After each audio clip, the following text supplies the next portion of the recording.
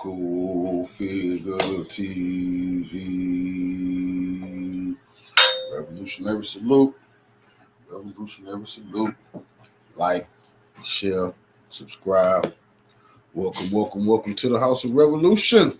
You know I'm your humble host, the Yao Mean of Revolution, and the Taliban humiliates NATO and the U.S. The ultimate shame. Before we get into that, be sure to wipe your feet. That means hit the like button, like, share, subscribe. Let everybody know Co-Figure Live. Joe Biden and Kamala want to stay in office. We can't let them do that after the humiliation that the Taliban displayed. They're trying to distract you with Trump and Kamala news. Once again, geopolitical information is what's really going on around the world and what is going on in Afghanistan.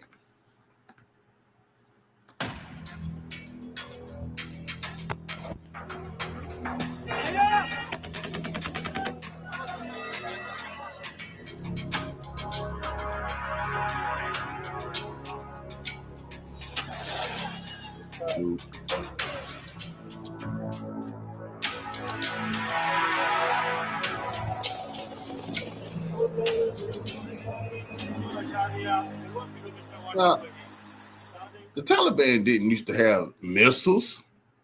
The Taliban didn't used to have armored personnel carriers. The Taliban didn't used to have night vision goggles. The Taliban didn't used to have attack helicopters. But the Taliban have all those things and much, much more. Thanks to Jim Crow Joe and the war hawks in the U.S. military who love imperialism. The Taliban humiliated them, and they don't want to talk about it on the U.S. news. It's been 3 years. 3 years of the Taliban takeover in Afghanistan. It happened in 2021, the Battle of Kabul, when the Taliban entered the Afghan capital and the US-backed government collapsed. The same Taliban have completed 3 years in power, and they're celebrating with a grand military parade. Take a look.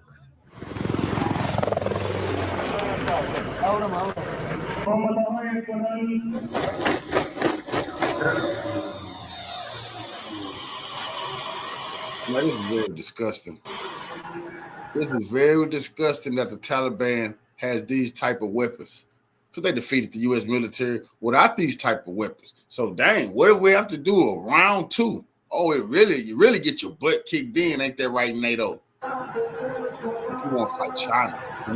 You want to fight Russia. You couldn't beat the Taliban. Let's remember, they didn't have these bikes and stuff like that. They barely had sandals. They were short on ammunition and weaponry. They have to pass the weaponry. You know, some fighters didn't have weapons. They stab you with a sword. But they got everything they could ever want because Uncle Sam left them billions in weaponry. That good dinner, man. Salute family. This is humiliation. They don't want to talk about it on the U.S. media. Look at this. This is disgusting, man. Taliban, one of the most well-equipped armies in the world now. We paid for this. They stole all of our tax dollars to ship this stuff over there. Talking about they was going to arm the Afghan government. They ran. They got defeated. U.S. military ran up out of there. The Taliban seized billions of dollars worth of weapons. This is a major problem, man, for us. Because guess what? At this ceremony, China was there. At this ceremony, Iran was there. So it's not a problem for Iran, which is border with Afghanistan. It's not a problem for Russia or China. No, it's a problem for NATO and the West. Afghanistan going to join BRICS and be allies to the anti-imperialist forces. Now,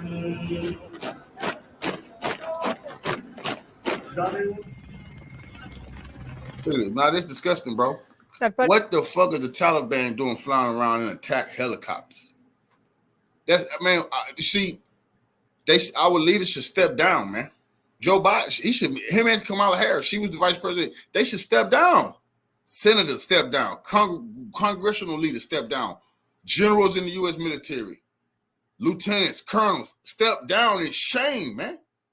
These people all got paid, and this is what happened. The Taliban more powerful than ever. They didn't even used to have real weapons. Now they got attack helicopters. Parade took place near Kabul yesterday at the Bagram Air Base. This was the largest U.S. military base in Afghanistan. In America, man, could these people do this to us? And then they want more money. Now, I want you, this is why it's so important. You lose to, oh shit, if they fight Russia, Russia might take everything from us. If the Taliban can take this, what the hell Russia and China gonna take? Man, we ain't gonna have nothing left. To be their base of operations, the center of their efforts to oust the Taliban. But now, the same Taliban are using the base and all the equipment left behind. Let's take stock of some of it. Those are all-terrain vehicles right there. or ATVs, perfect for... They say they don't have the money to pay your reparations. Don't pay you, but they took your money and sent it over there, acting like they was going to win a war. Now look at the Taliban. Taliban don't have a problem with you personally. You're American, so they got that type. They don't hate Americans, but they hate you if you riding with imperialism. They don't have a problem with blacks and all that type of shit. They're not racist. But I have a problem with not wanting to give us our lynch-based reparations. Congressional Black Caucus don't give a damn. But look at all this stuff. Afghanistan, they could have gave us this. They could have said, you know what? Here go a down payment on what we owe y'all. Y'all sell this, scrap all this stuff. We'd be like, okay, that's a start. What that is? $7 billion worth? Okay, that's a start. Be able to use them all over the country. Then you have M1117 armored security vehicles, perfect for transporting. I bet you NATO won't go back into Afghanistan. I bet you the U.S. won't go back into. I bet you they'll never invade Afghanistan again. Troops safely. These are old Humvees with what looks like a Soviet-era anti-aircraft gun attached. And the Taliban don't just have old-school Humvees, they also have the modern ones, which they also flaunted at Bagram. Then there are the bigger prizes, like the MRAPs, mine-resistant ambush-protected vehicles, in case the Taliban need to go to an area littered with mines. Don't y'all know it's some militaries in Africa don't have this type of weaponry? Mine-resistant vehicles. This top-notch stuff right here, man. This is how you just roll over mines. This is advanced shit right here. All land. Ukraine wish they had some of this good shit right here. It's ridiculous. Then there are the tanks. The Taliban now has an assortment, and they were all on display, but their biggest prize was not seen on the tarmac. It was up in the air. The Black Hawk helicopters. The same helicopters that were once used to hunt them down. The Taliban are now flying them. So you can see why they're jubilant. We give thanks for this blessing. We know its value when we think about the past situations through which hardships and pains we achieved this freedom. The Taliban call it freedom. In 2021, they kicked out the Western occupying force and took away all the equipment you just saw. Most of it was American, but look closely and you'll spot some other nations too. That armored vehicle has a Danish flag on it. It was roaming the streets of Kabul, where Taliban fighters were out in full force, riding their bikes and waving their white... I've been saying this since they keep talking about fighting Russia and China. Americans supposed to be asking the congressional leaders a simple question.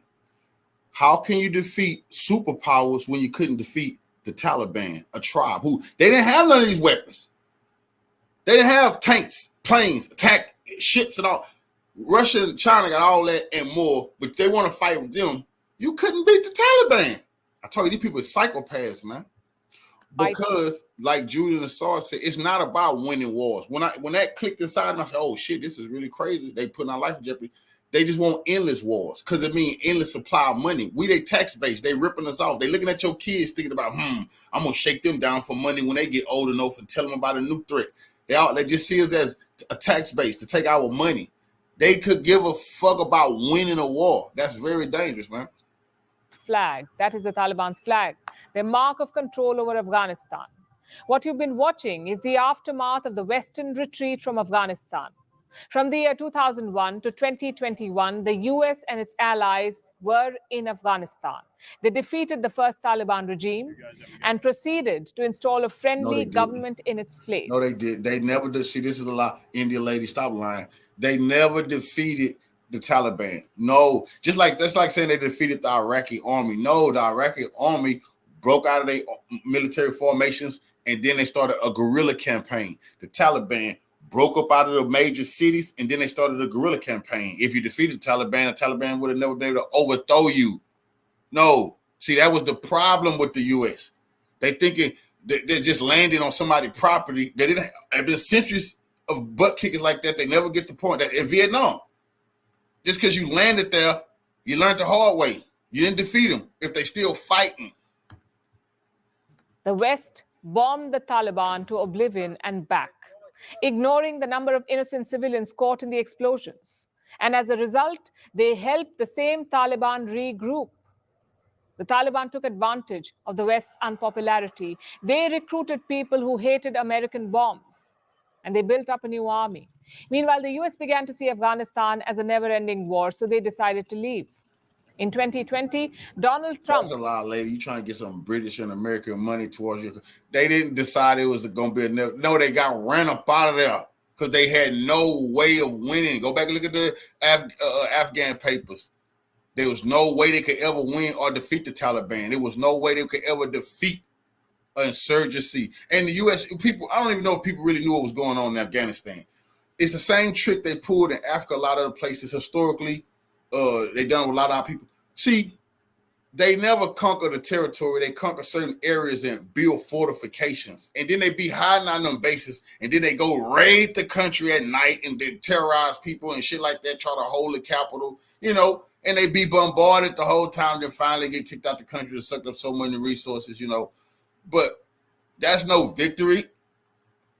You know, that's no, but you see, the problem with America is it just, they just was born in the wrong centuries. You see, if they would have been around during the days of the Romans, then they would just wipe out whole civilizations. Then they would keep your land, but you can't do that anymore. Negotiated a withdrawal with the Taliban, and Joe Biden followed through with it the following year. The West-backed government in Kabul was left to fend for itself, and it collapsed in days. The fall was in fact so fast that even the West was caught unawares. American troops could barely get out in time, and they definitely did not have enough time to pack up their equipment, which is what you saw at the beginning. All the Western weapons left behind as spoils of war for the Taliban. What was the result of all this? Of the billions squandered on this equipment, of the thousands of lives lost, what did the West really achieve here? Afghanistan seems to be in a worse place than ever. The country is reeling from poverty. About half the population needs aid to survive. Women's rights are non-existent. Well, I see that women's rights. You don't give a damn about no women's rights. What about the women's rights in India? Do you know they is doing a lot of R-word to women in India? It's woo as hell on you, boy. Them Indian men, you better watch the news. They are gang R-word women in India. This lady trying to play crazy while she's staying in America, talking about women's rights in Afghanistan. Like, we don't know about what the hell is going on in India, ma'am. And women's rights is a scam y'all been running on people. Y'all don't damn about no women. They have systematically been barred from all public life, and women cannot get any education after the age of 12. What do you care? Who told you that? Meanwhile, the Taliban are better equipped than ever before. They're running around in Humvees and Black Hawks. So I ask again, what did the West achieve with its 20-year-long Afghan war?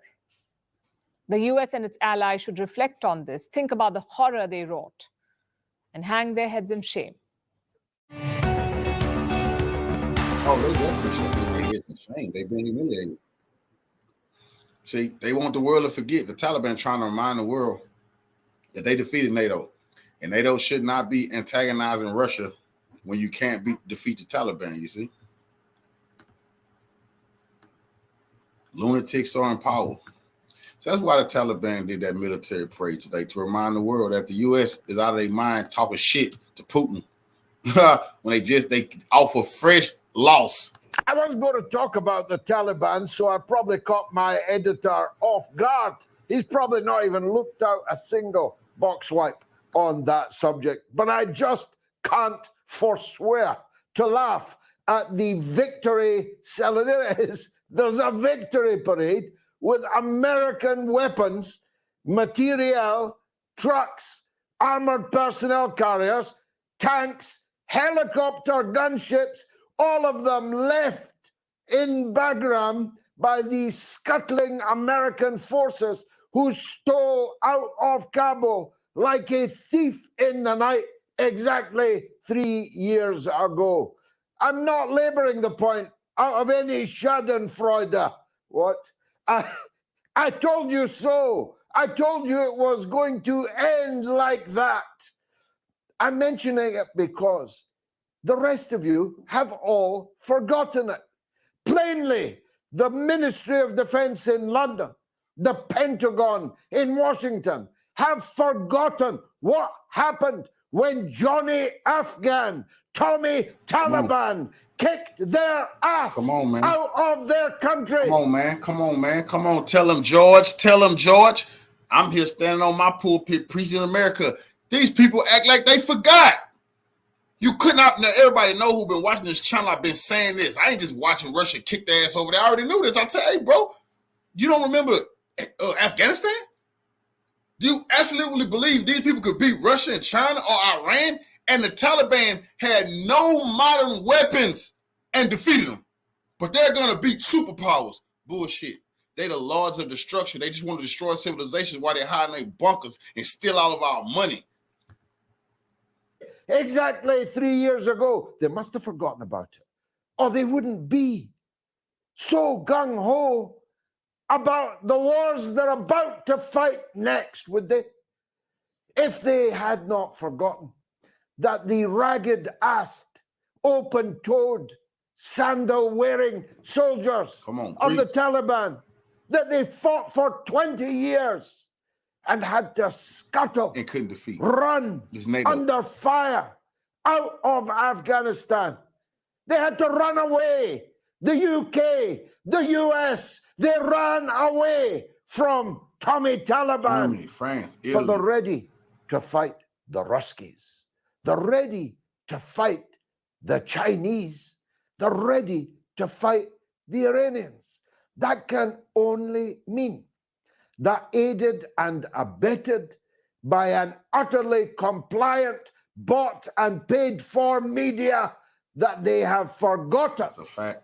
3 years only, just how unable they are any longer to invade, to occupy, to defeat the empire that they once bestrode their boots on the neck of the natives before the natives learned to fight back, before the natives were able to arm themselves, make their own arms, make their own weapons to fight back.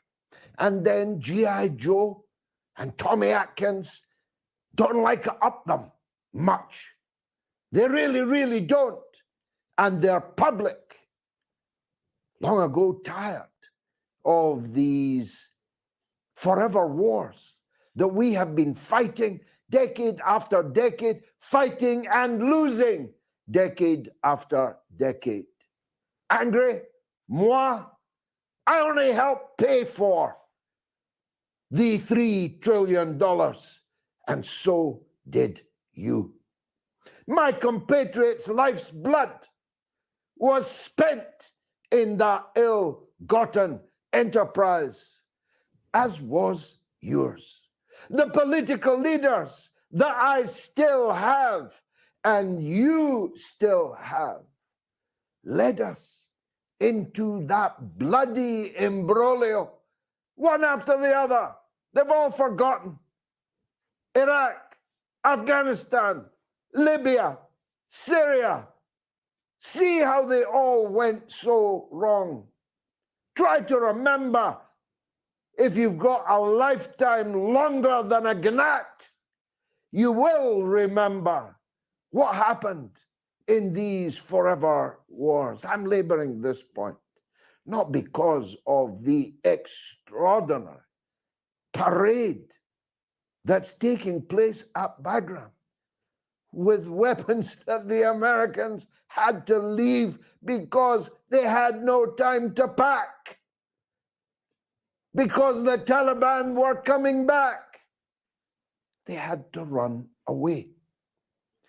I'm laboring it for this reason, because the Western Empire that ran away from Tommy Taliban, from Johnny Afghan, invaded Russia this week.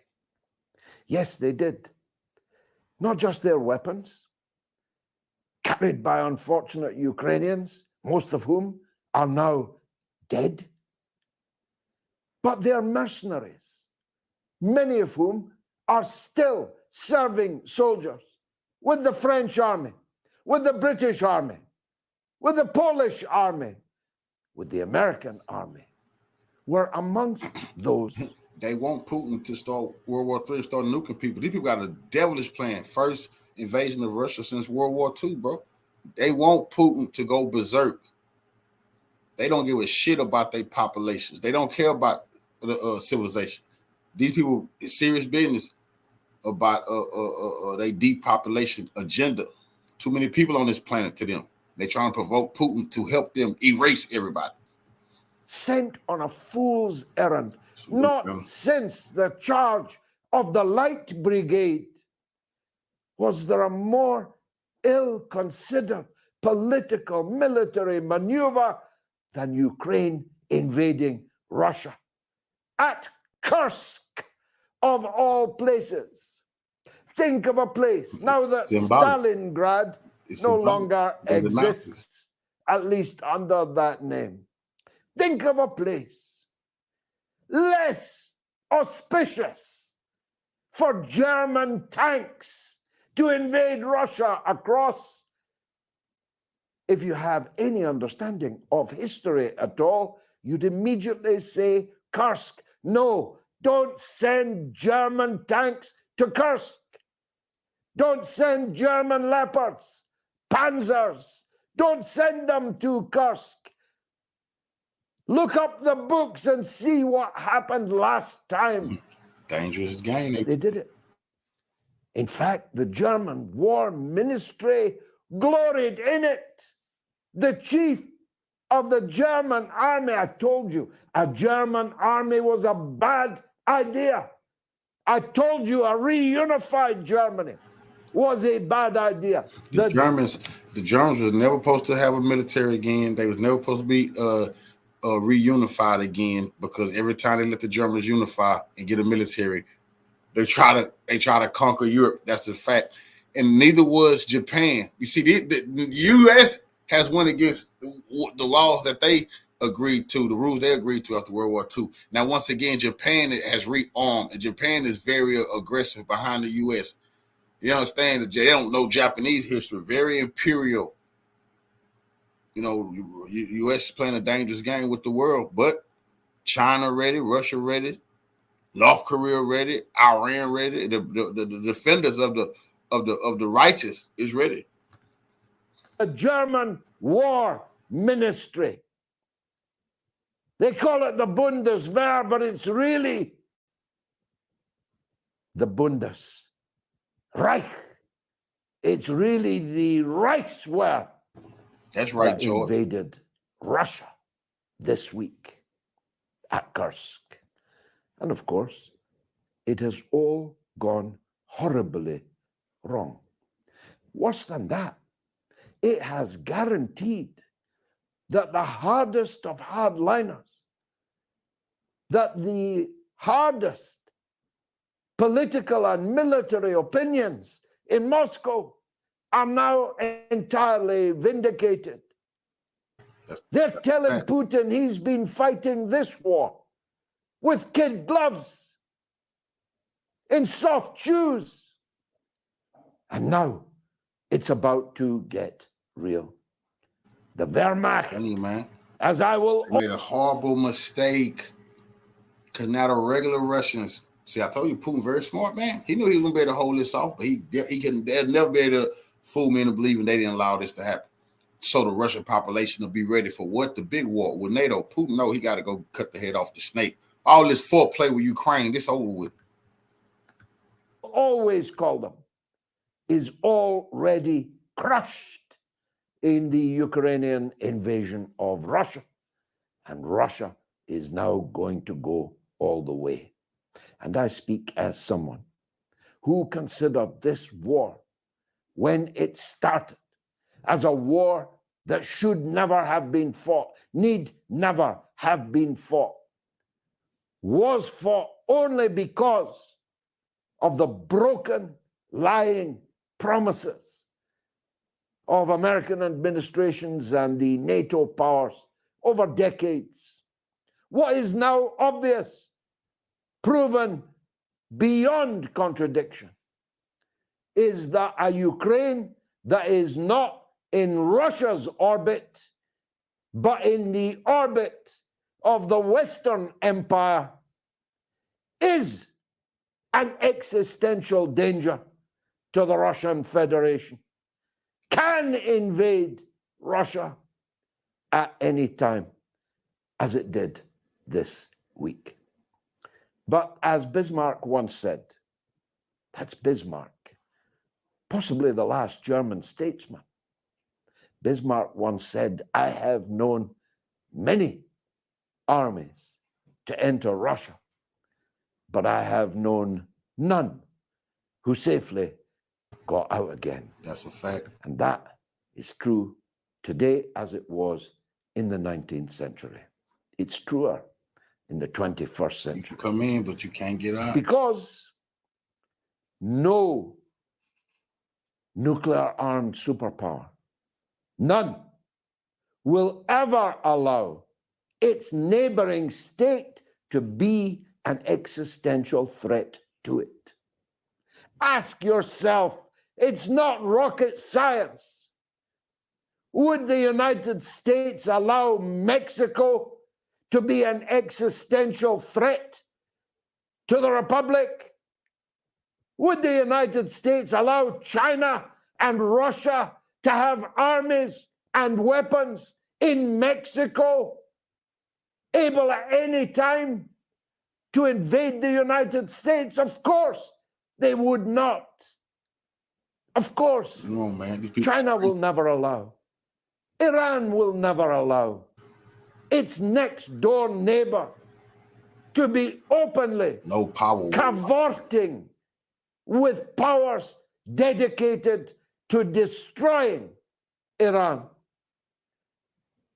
And now we're headed fast towards the final reckoning. And that's one thing y'all really need to understand. You know, we in our lifetimes we never seen Russia invaded. We talking about historically when we talking about we are living in a time Russia has been invaded, bro. History, 100 years they're gonna talk about this the same way they talked about when the Germans did it, the same way we talked about it when Napoleon did it.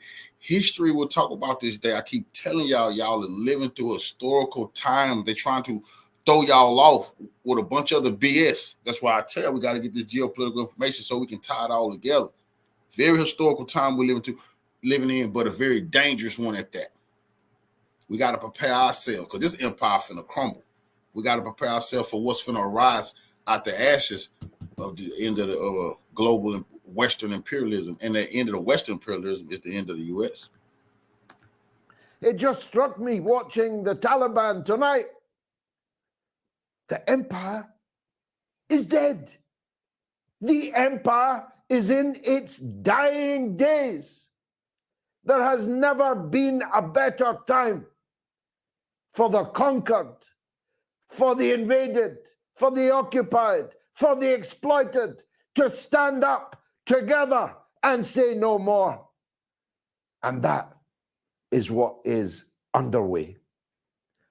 And the pygmy political class who represent us on increasingly smaller shares of the vote. I've been saying that Keir Starmer got the votes of 19% of the British public, but the new figures make it even worse than that. Keir Starmer was elected by 18.4% of the British public. Now, the horror story that is the British electoral system has given him munchkins by the score, by the hundred, to sit around him. The rubber stamp parliament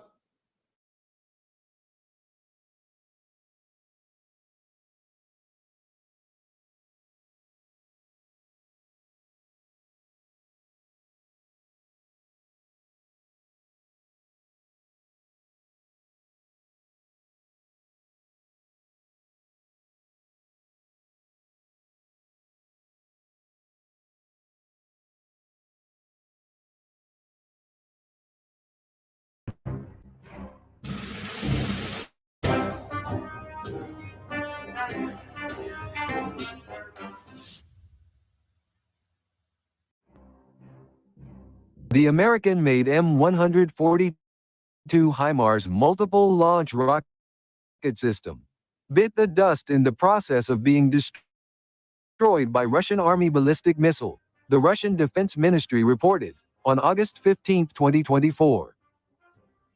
High-quality footage by a Russian reconnaissance drone from the opening of the launcher position area in the Sumy region shows a HIMARS operating on the edge of a forest belt, only 8 kilometers from the front line supporting Ukraine offensive into the Kursk region, and a drone saw its rockets fire 2 bursts.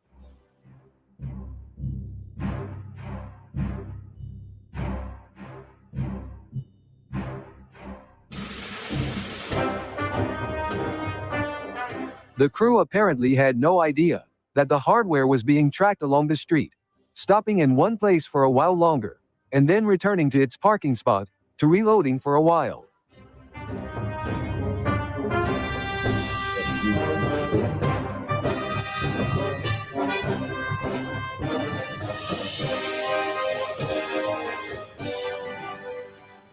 Then, the Russian reconnaissance called in a strike from an Iskander-M ballistic missile to destroy the valuable Ukrainian target. See, this is why they don't want to never show none of these videos on the U.S. media, because they don't want the Americans to understand what's going to happen with a war with Russia. They got defeated by the Taliban. Taliban couldn't do none of these pinpoint precision strikes on advanced military hardware. It's going to be 100 times worse when you fight the Russians than it was when you got your butt whooped by the Taliban. Iskander effectively finished its job, burning up the Western supplied equipment, but instead of strengthening Ukrainian capabilities, the secondary detonation of the equipment caused a pungent odor and resulted in the death of the support crew. After the explosion, it appears that another vehicle drove past the still exploding HIMARS for unknown reasons. However, an additional ammunition package consisting of 6 rockets for HIMARS, as well as 2 security vehicles also destroyed, as a result of the well-executed Russian attack and reconnaissance in Sumy.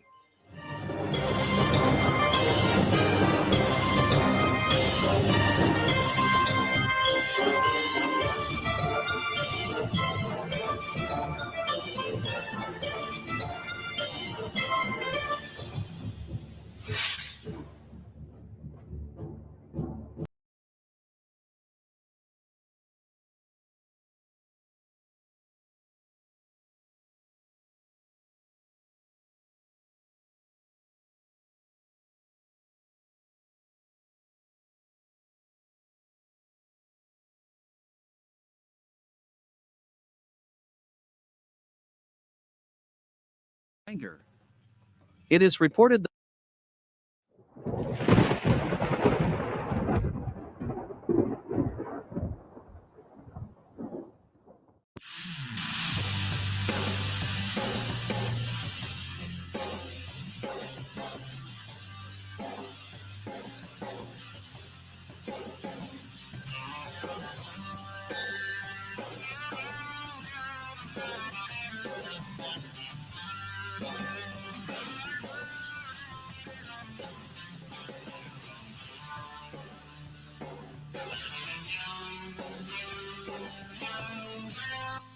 the commander of Spetsnaz Akhmat, General Avdiy Aladanov, continues to report on the current situation in the Kursk region.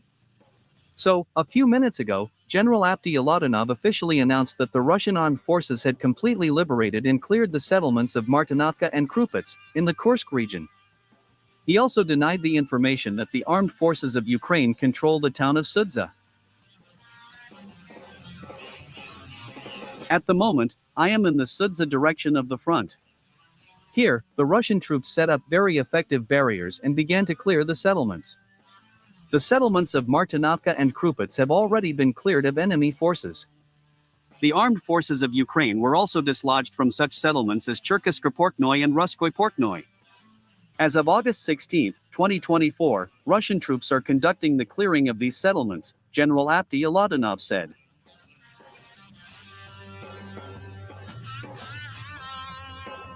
Moreover, the commander of Spetsnaz Akhmat also noted that in the early days of the offensive of the armed forces of Ukraine in the Kursk region, Russian troops managed to destroy a huge amount of heavy equipment and enemy manpower. The heavy losses of the armed forces of Ukraine in equipment and manpower were due to the fact that the Ukrainian army was trying to capture as many territories of the Kursk region as possible. And now, after heavy losses in manpower and equipment, the armed forces of Ukraine began to act more cautiously and with restraint.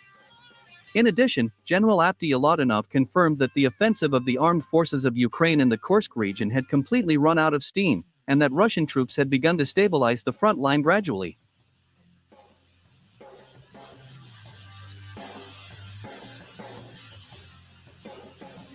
By the way, a few hours ago, the Ministry of Defense of the Russian Federation officially announced that since the invasion of the Kursk region by the armed forces of Ukraine, Russian troops have destroyed 244 units of various equipment, including 23 infantry fighting vehicles, 32 armored personnel carriers, and 37 tanks. The Russian military department also confirmed that as of August 16, 2024, the armed forces of Ukraine had lost almost 2,700 soldiers in the Kursk region. It is reported that in the last 24 hours alone, Russian troops managed to destroy 340 Ukrainian soldiers in 20 armored vehicles in the Kursk region.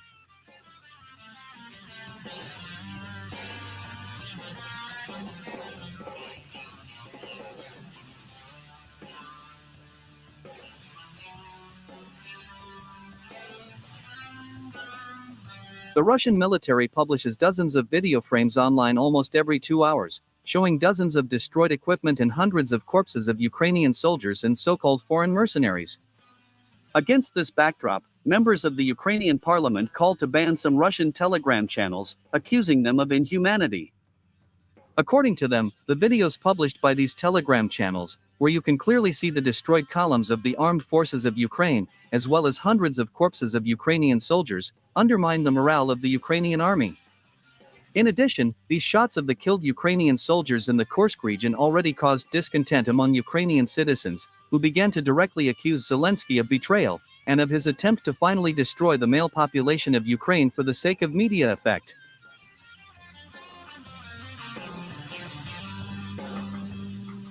Many independent Ukrainian military experts and analysts also expressed their dissatisfaction with the adventure of the Kiev authorities in the Kursk region. According to them, Zelensky continues to throw thousands of Ukrainian soldiers into the Kursk meat grinder for the sake of a dubious media effect, which significantly harms Ukraine's strategic security in the long term.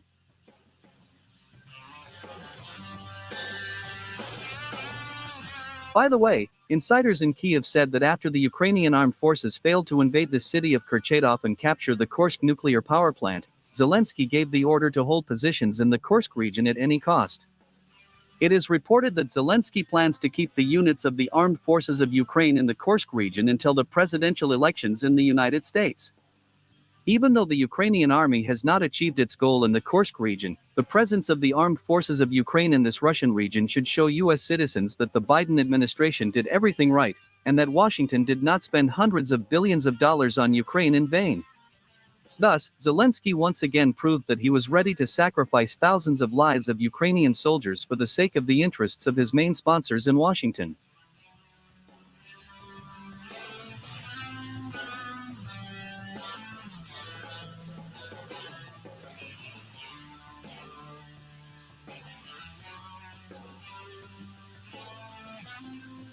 Against this backdrop, the Ukrainian General Staff continues to throw thousands of Ukrainian soldiers into the Kursk meat grinder.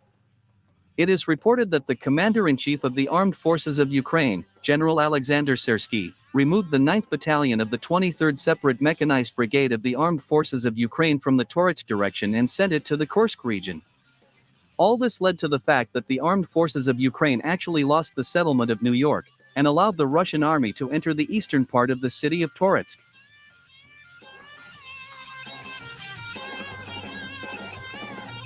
The advance of the Russian army is also recorded in the Donetsk region.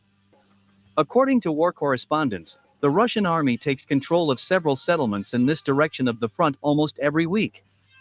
Thus, it can be stated that for the sake of an adventure in the Kursk region, the Kiev authorities sacrificed the Donbass, from where the Ukrainian army continues to retreat rapidly.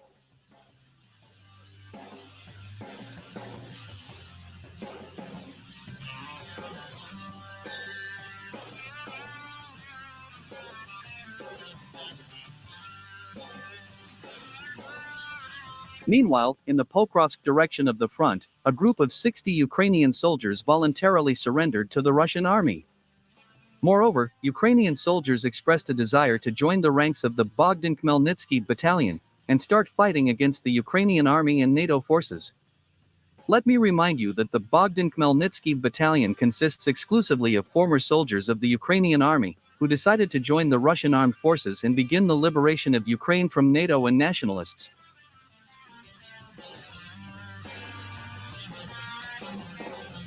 Moreover, war correspondents have confirmed that the number of Ukrainian soldiers willing to defect to the Russian side is growing every day.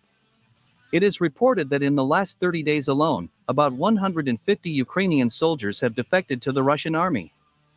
By the way, the Western and Ukrainian media never mentioned the Bogdan Khmelnytsky battalion. The fact is that Western and Ukrainian propaganda is annoyed by the fact that not all Ukrainian citizens are ready to die for Zelensky and his masters in Washington. And unfortunately for the Kyiv authorities, there are more and more such citizens in Ukraine.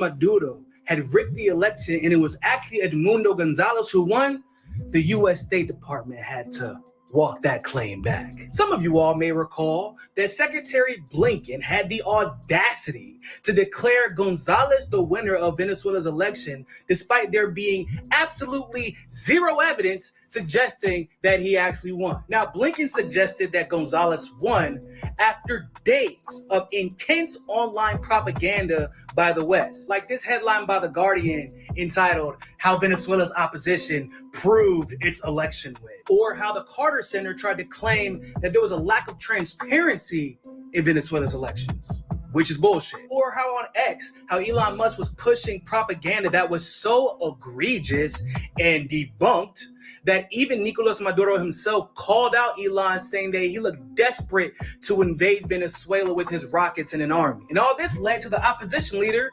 drinking its own Kool-Aid, joining the rally call for the Venezuelan election to be overturned. Now, unfortunately for the opposition leader, unlike the United States, Venezuela has a way to figure out if you are justified in calling for the overturn of an election. So Maduro was like, okay, since y'all think the election was rigged, since you think there were issues with transparency, I'll call you bluff.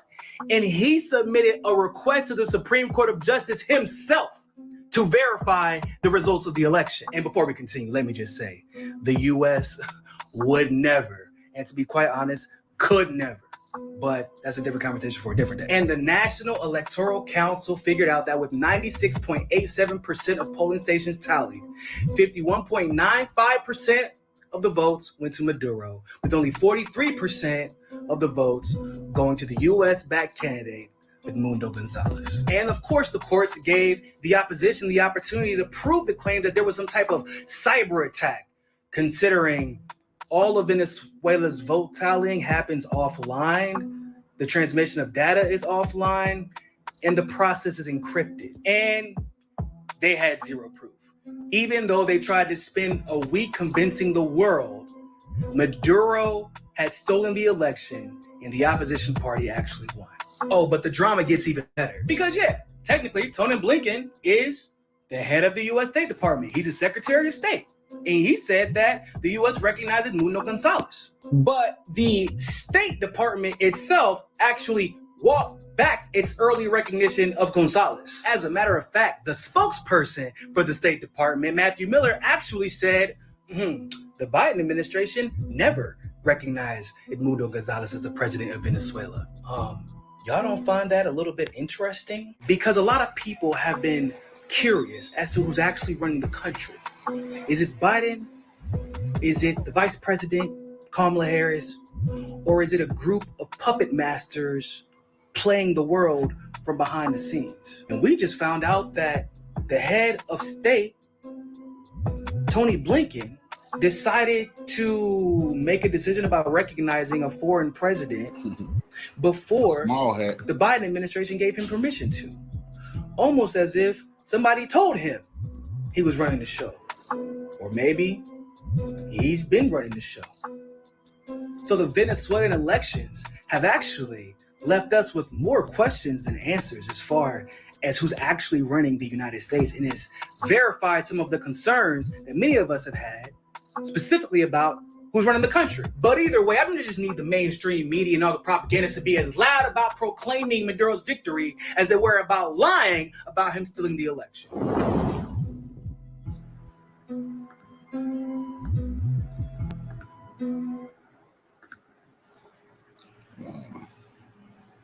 Let me get this up and going, brother. Salute to my brother Scott Wasco for the donation to the war chest. $20 donation to the war chest. Say salute, King. Why keep standing on business? I absolutely will, brother, and I appreciate the donation to the war chest. Revolution is a way of life. Salute, family.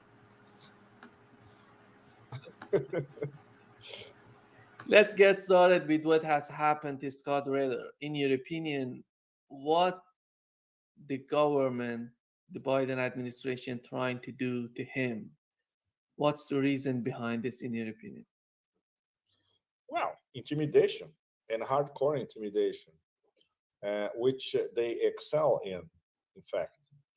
They simply cannot admit that Scott, with his background, his institutional background, and the fact that he's an outspoken critic of the system because he knows the system very well from the inside, it's absolutely unbearable. So any excuse they have to harass him, they're going to use it. This was, let's say, the first outright, flagrant message, in fact, like, you know, we have our sights on you. Whatever you do, we are watching. So be careful. But Scott is not easily intimidated. That's a great thing. In fact, none of us independents, we are not intimidated by instances of power. We are basically doing our job as independent analysts, telling reality the way it is, telling it like it is to a global audience. And it's great to have a lot of young people included in this, especially global majority audience. And of course, there are some red lines. All of us, Scott especially, we have to be very careful not to, by any means, put on the public sphere what could be considered secret information and American national security information. It's what happened to Julian, and we all know what happened to Julian. Apart from that, we can do anything. And basically, Scott is hated by this particular administration and by sectors of the industrial military complex because he shows the absurdities of the forever wars, and especially when it comes to the proxy war in Ukraine, which is not the proxy war anymore. Now we should start talking directly about what it is. Now this is a direct war between the US and Russia, period. There's no proxy anymore. And considering that the okay was given for this absolutely stupid suicidal mission in Kursk, which was basically to harass, wound, and even kill civilians, mostly, because there are no military installations in the Kursk, near the Kursk border. That's it. You know, now it's flagrant. This is the US and NATO's plan B. We always thought that they never had a plan B. Plan B, because they never thought they would need a Plan B, because they were sure they were going to win the proxy war. So this is their Plan B, a war of terror, as I described it. And now it's a war of terror by the Americans and their vassals against Russia. And Scott is one of the foremost analysts describing it on a daily basis. We've learned that the U.S. Defense Department spokesman, Patrick Ryder, he's talking about that they don't know what's the reason, what's the purpose of this attack on the part of Ukrainian on Kursk region. Do you believe that they're talking? Do they really think that people are so stupid they don't understand what's going on, and the Ukrainians are not capable of doing any sort of operation without NATO, without the intelligence coming from the West? I love the way you put it, Nima, because they actually think that we are all stupid. They actually think that the whole global South, especially, is stupid. This operation could never happen without an okay from Washington. Everybody knows that. It's not that this was a Zelensky whim or wet dream with the SBU guys, the Azovists, you know, all sorts of bandeiristas, etc. No. This needed a green light from Washington. Of course, and NATO advisors. So this proves to all of us, once again, the quality, the military and IQ quality of these advisors. You know, when you are already losing a war along a front line of 1,000 kilometers, you take some of your best troops and brigades to open a new front with no clear objective in sight. And your clear objective, if that ever was, is completely absurd, is to go inside Russian land for 60 kilometers and take over a nuclear power plant. And you don't have the resources, the weapons, and the manpower necessary to do that properly. So this is completely absurd. They were trying to change, once again, change the subject. What do American administrations and NATO especially do when they are on a losing streak? They change the subject, they change the narrative, which is exactly the case. So in the first day or two, of course, a lot of people in Russia were caught by surprise. There were red alarms everywhere. There were a lot of pessimistic analysis, including by military bloggers, respected military bloggers. And then people start to see this thing for what it really was. And it's a very complex dynamic. And we still don't know how the whole thing happened previous to the incursion and, let's say, during the first 24 hours. I got some mixed signals from my sources in Moscow. I'll be in Moscow in, I think, 2 weeks from now, max, you know. But as it stands, it's a mix of the Minister of Defense was caught napping, and they knew their intel was showing that this was going to happen, and they let it happen to set up a trap.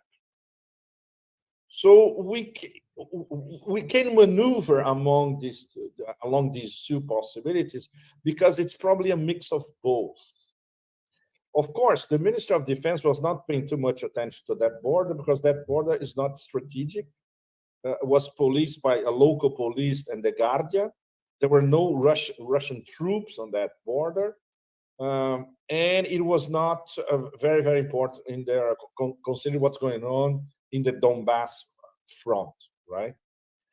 And at the same time, it's obvious, considering that Russia has an absolute mastery of the skies, they knew that something was afoot.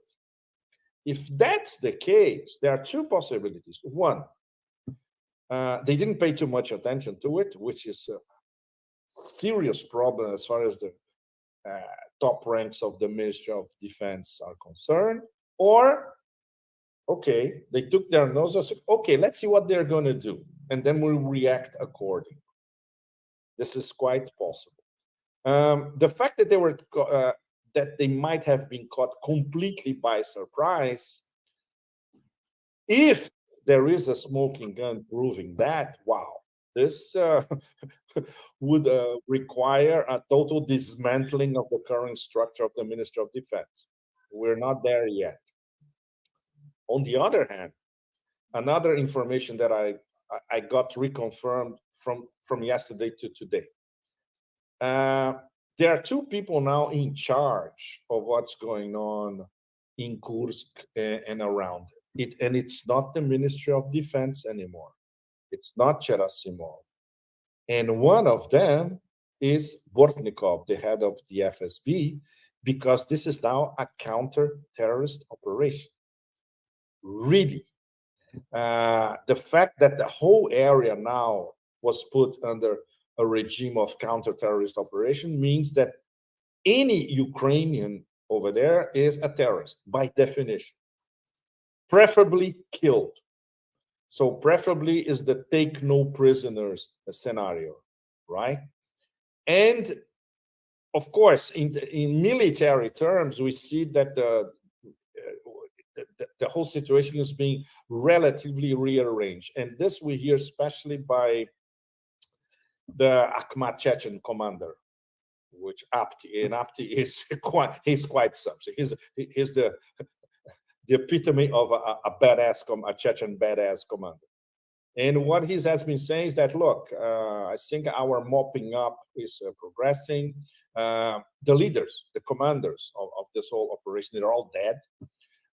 They attacked the rear, so the rear practically disappeared. So we have a cluster of Ukrainians in the middle, and they're going to be dealt with in a take no prisoners way, you know. So considering how credible he is, we can assume that this is the real situation on the ground. Nobody knows the real situation on the ground in detail. For instance, we still know that there are a lot of people already left. They were forced to leave. Almost 80,000 residents in the region, they were forced to leave. Some of them will be relocated to, for instance, parts of Donbass. Very, very interesting. So you are relocating Russians from parts of Russia to the new regions of Russia. It's fascinating in terms of like an internal migration, you know. How this is going to play up in the next, let's say, week or 10 days is essential. So if the mopping up is finished in 10 days or so, the Russians are not transferring a huge amount of troops and material from Donbass. They are doing it with what's in the region and extra input, for instance, from Wagner, former Wagner, and from Chechens. So this is not destabilizing the Russian attacks on the front line by all means, you know. But we should have, I would say, within the next few weeks, a very good explanation of what really happened, especially solving this Minister of Defense caught napping possibility. And okay, let's let it happen, and then trap, and then we accelerate the debacle. For the moment, it's a mix of two, Nima. We don't have smoking guns anywhere.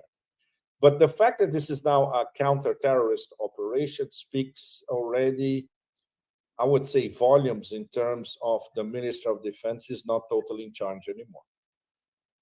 I think this is the first, I would say, instance of things will be moving in that sphere, you know. How does Russia see right now this operation? Do they really consider it as an invasion on the part of NATO, or they're seeing that it's Ukrainian at the end of the politically I'm talking about? Right. Look, the signs are there. They're not considering it as let's say, a frontal NATO assault. They are trying to dismiss it. And the way Putin referred to it, in fact, in his own words, it was very interesting because he linked it directly to ceasefire negotiations. He said, how can you have a ceasefire when you have the Ukrainians in a provocation like that, attacking civilians and a nuclear power plant. In this case, what happened to Zaporizhzhia, not to the Kursk power plant. And we can also, we can even extrapolate from what he said and apply it to Gaza. How can we have peace negotiations and a ceasefire in Gaza when the genocide continues and Israelis are also bombing sovereign nations such as Syria practically every day? So this is the new logic that Putin is, in a very diplomatic way, this is already circulating among all the major capitals in the global south. Exactly. How are we going to deal with these lunatics, genocidals, these freaks, and these neo-Nazis? The only way to deal with these people is militarily. And this is what Russia is doing now at the moment. Okay, let's mop up, and if we need to, let's kill all the Ukrainians involved. But then the second part is, okay, how we're going to deal with the big picture, which is, this is the new American NATO strategy, a war of terror against Russia. Just as the Israeli strategy in West Asia is a war of terror, including a genocidal against the Palestinians.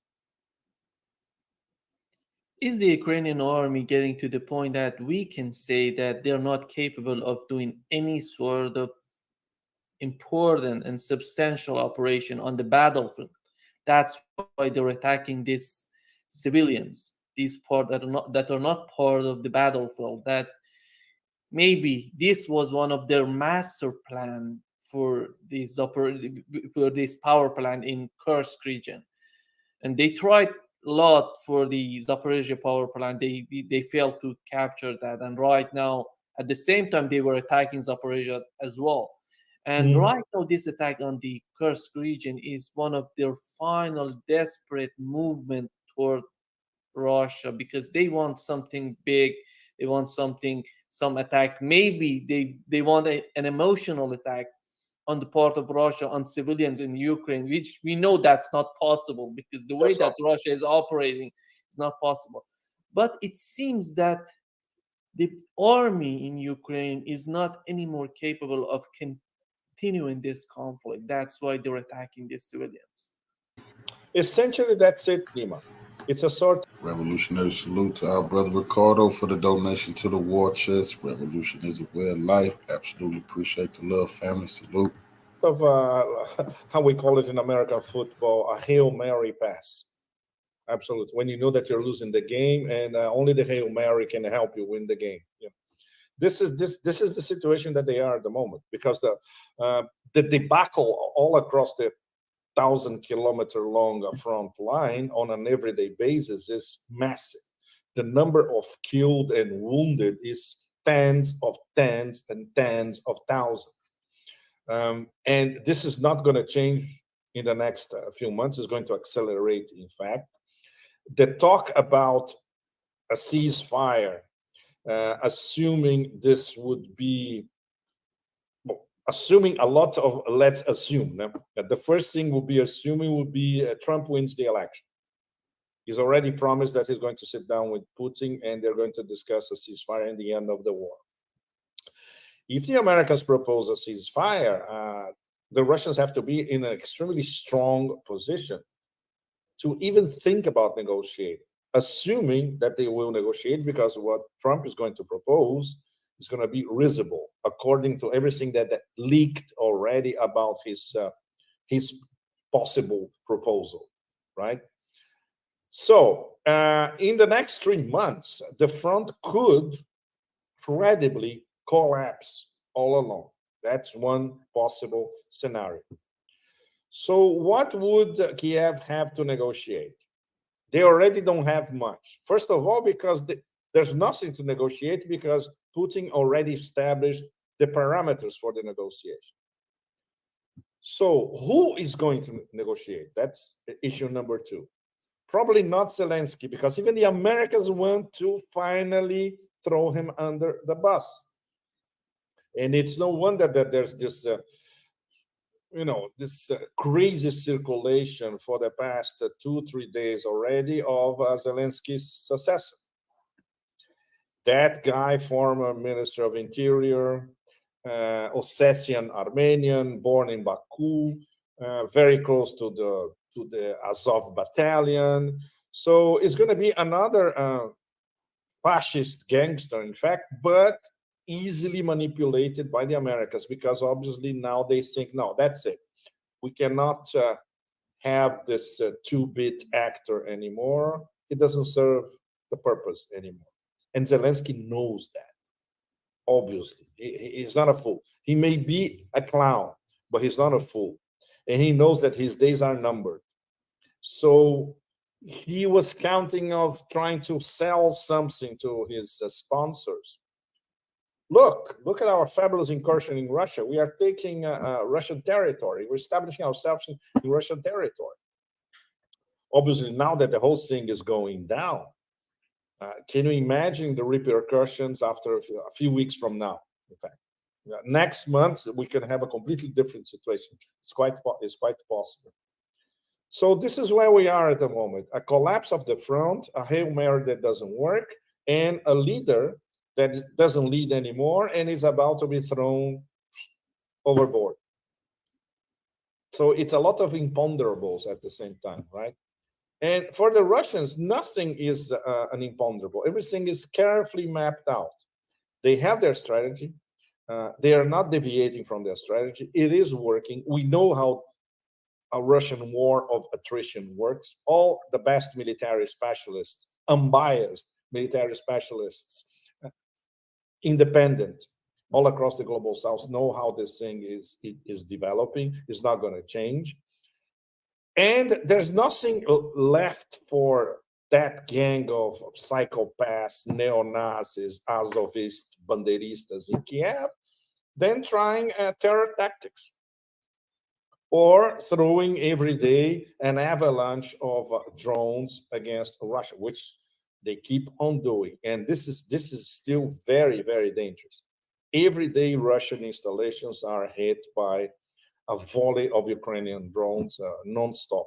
This is very, very, very dangerous. And it's very hard to police such an enormous border, not only in the new regions in Russia, but the Russian mainland as well. The other thing would be this new agreement that Shoigu announced that they're going to send weapons to Serbia, and we know that there is a lot of protests, large protests in Serbia against some companies, and they're not happy with this situation. But in your opinion, we see Serbia, we see Hungary, Slovakia. On the other hand, we see Germany and German newspaper, and they're talking about German tanks on Russian soil again. Yeah, this is huge. When this concept coming out of the Bild, a very famous publication in Germany, they're talking about this. And do you understand that what Russia is trying to do in order to respond to this type of policy on the part of mostly Western Europeans? Well, the problem is NATO, the Americans, NATO as a whole, and the American generals at NATO, they interpret Russian non-reaction or sometimes partial reaction to all these provocations as weakness. So sooner or later, and this is now a serious debate in Moscow itself.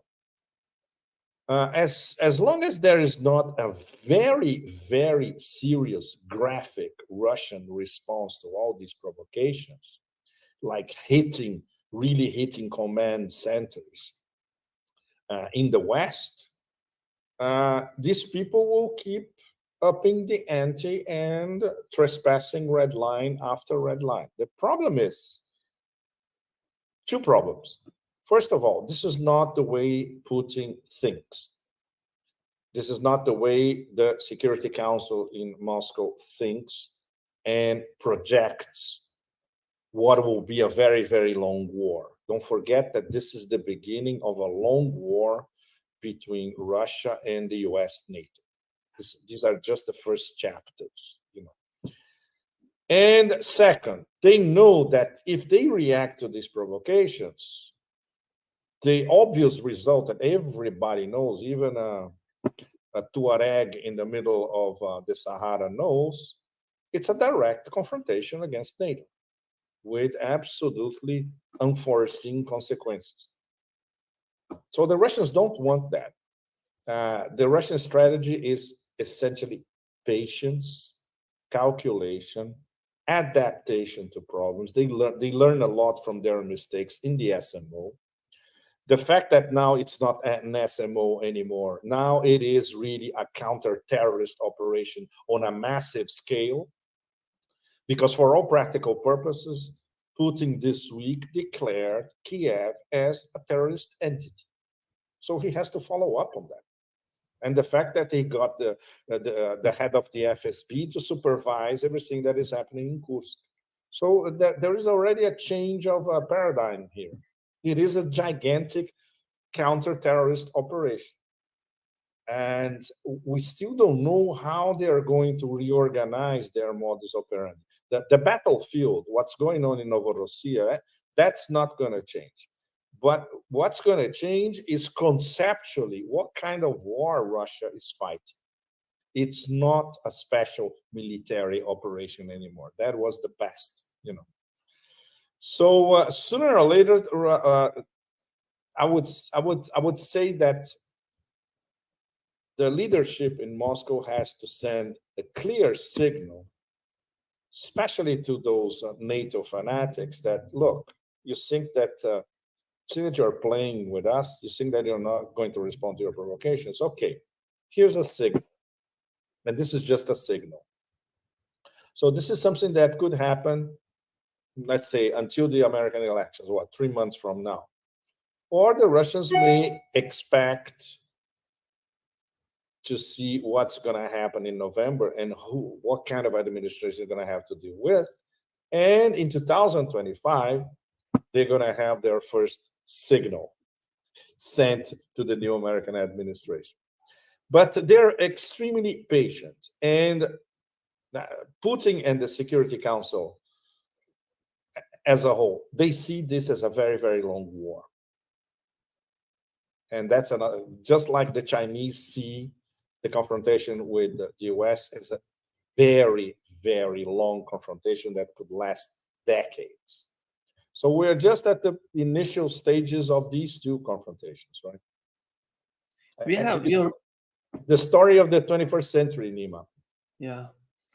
We are witnessing two different attitudes coming from Russia and coming from the United States. On one side, we see, despite having a great war, a war of attrition that we haven't seen before in the aftermath of the World War II between Russia and NATO, and despite having this, Russia is seeking all the means that it has in his hand to do diplomacy in the Middle East, in the European Union, right now Mali, and you see Vietnam and all these countries, they're trying to talk with all of these countries. On the other hand, you see the United States just helping, sending, in the case of Israel, you see they're sending more weapons, more aids, just to kill more civilians. And yes, right now in Ukraine, the same kind of policy. Do you think that the United States is losing its sense of having a mindset of diplomacy? Because diplomacy has been died. It seems that the Biden administration doesn't know what's diplomacy anymore. Absolutely correct, Nima. And in fact, diplomacy for them is threats and a tsunami of sanctions. This is what diplomacy is for this administration. The previous administration with Trump and with Pompeo as Secretary of State was not very much different. It also included targeted assassinations as well with General Soleimani. tsunami of sanctions against China. So it doesn't change. This is bipartisan. And this is the American elites as a whole. The American establishment, old money, the old families, the invisible families and money behind the big three, especially BlackRock, State Street, and Vanguard, especially Vanguard. The people who run the show, the people who meet at private dinners at the Harvard Club in New York City. These are the kind of people. Nobody would ever see them because this is very, very private. And then they send their emissaries around the world, build their bear. These are the emissaries. The people who really run the show, they don't show up in public, period. And they are scared. They are scared because of the trillions in debt. They are scared because the international financial system could collapse from one day to another with that pyramid of derivatives. They are scared that even the war that they want in West Asia, in the first day or in the first 3 or 4 days, could collapse them all. One single thing that might happen. Iran closes the Strait of Hormuz, which they can do like this. This is the collapse of the international financial system. This is a barrel of oil at 200, 300, 400, 500, even more. And the pyramid of derivatives collapse. The whole thing collapses. So they are scared, they are afraid, and they have nothing to offer the absolute majority of the planet, the global majority, 88% of the planet. They offer threats, sanctions, and color revolutions and hybrid war. This is what we're seeing in front of us. Example, the color revolution in Bangladesh, it worked. It was very, very easy. They interfered marginally, but with just enough power and pressure to destabilize a government. So this means that they can do this anywhere they want across the global south. And it's very dangerous in Bangladesh because it's a color revolution targeting 2 BRICS. So 2 BRICS will be losing out of a government infiltrated by the Americans or outright controlled by the Americans, India and China, for different reasons. They tried a color revolution here in Thailand. Didn't work. Today, as I'm talking to you, the current government in Thailand just fell a few hours ago for other reasons, very complicated internal Thai politics. Because the current prime minister basically is one of the clones, one of the vassals of the former prime minister Thaksin. But the Americans, they will keep trying a color revolution in Thailand because they want Thailand to cut off its very close relationship with China. So Thailand is crucial in Southeast Asia for the Americans. Myanmar, the Americans, the CIA is investing in destabilizing Myanmar from the inside, getting money to different tribes and ethnic groups who are at war with the Burmese in Yangon. So this is what they know. We all know how good they are in hybrid war and color revolution. This is what they are offering the global majority. Tsunami of sanctions, we all know about it, of course. And of course, when it comes to the forever wars, they are concentrating on the 2 major ones, Israel, Gaza, and Ukraine. And they know that they are losing both at the same time, which gets them even more frightened. So that's why, as hostages of this whole setup, for all of us, the situation is extremely critical. I'll give probably one example of how critical it is in terms of the Iranian response to the assassination of Haniyeh in Tehran, and of course the axis of resistance response to the assassination of the top Hezbollah commander Shukr in Beirut, and all of these two together. Why nothing happened for the past 2 weeks?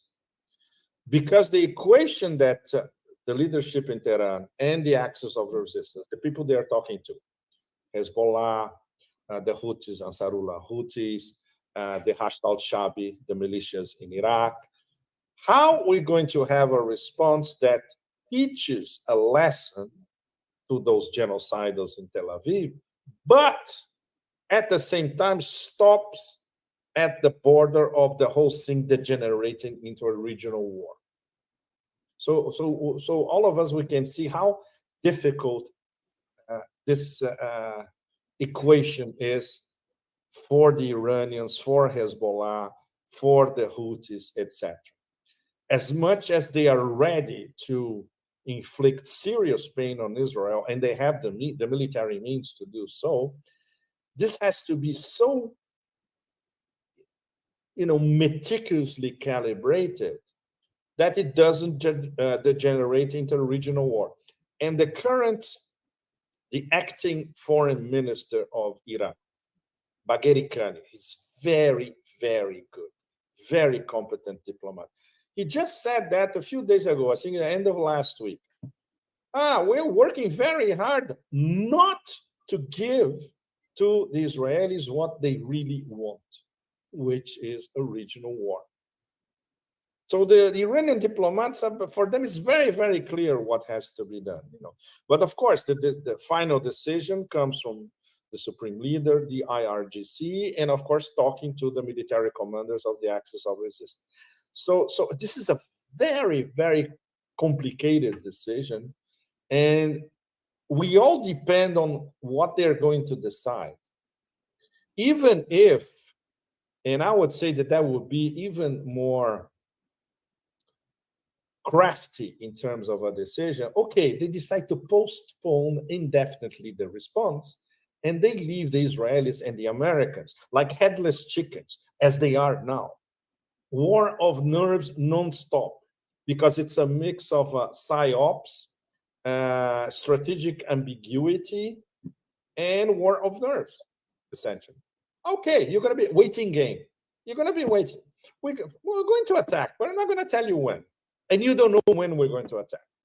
So obviously, Americans are desperate, the Europeans are desperate, the Israelis are desperate, the bunkers, so let's find a solution. Let's come up with some sort of ceasefire in Gaza. No, they can't, because Netanyahu himself, he imposed new conditions early this week to the negotiations, which were supposed to be this Thursday. The Qataris and the Egyptians said, look, we have almost everything we need. Hamas said they're coming. Netanyahu comes with another set of conditions, and Hamas yesterday said, no, we're not going. No way, we didn't agree to that. Obviously, because Netanyahu doesn't want a ceasefire. He wants a perpetual war, and he wants a bigger war to drag the Americans. The objective of these provocations is basically a bigger war against Hezbollah and Iran, especially Iran, but dragging the Americans to fight the war for them, Israelis. And everybody in West Asia knows about this. So how you're going to deal with these fanatics? This is the number one extreme problem. Probably the number one extreme problem in the world right now. How you have a bunch of rational political actors to deal with a bunch of total apocalyptic fanatics that are taking the whole region, West Asia, and the rest of the world hostage. That's where we are. Yeah. And here comes the Russia's policy toward the conflict in the Middle East. Mahmoud Abbas was in Russia. I don't know if he's still in Russia, but he says that Russia must be part of any sort of negotiations in the Middle East, which is so important. We were talking about why Mahmoud Abbas, why Putin is trying to meet, but we know that Mahmoud Abbas is on the opposite part of this conflict. He's mostly in favor of Israel. What's going on? But it's important to have both sides when you try to negotiate. And it's coming out of the mouth of Mahmoud Abbas that Russia must be part of negotiations. It's important. And Yes, Nima, this is very important because this is Russia-China.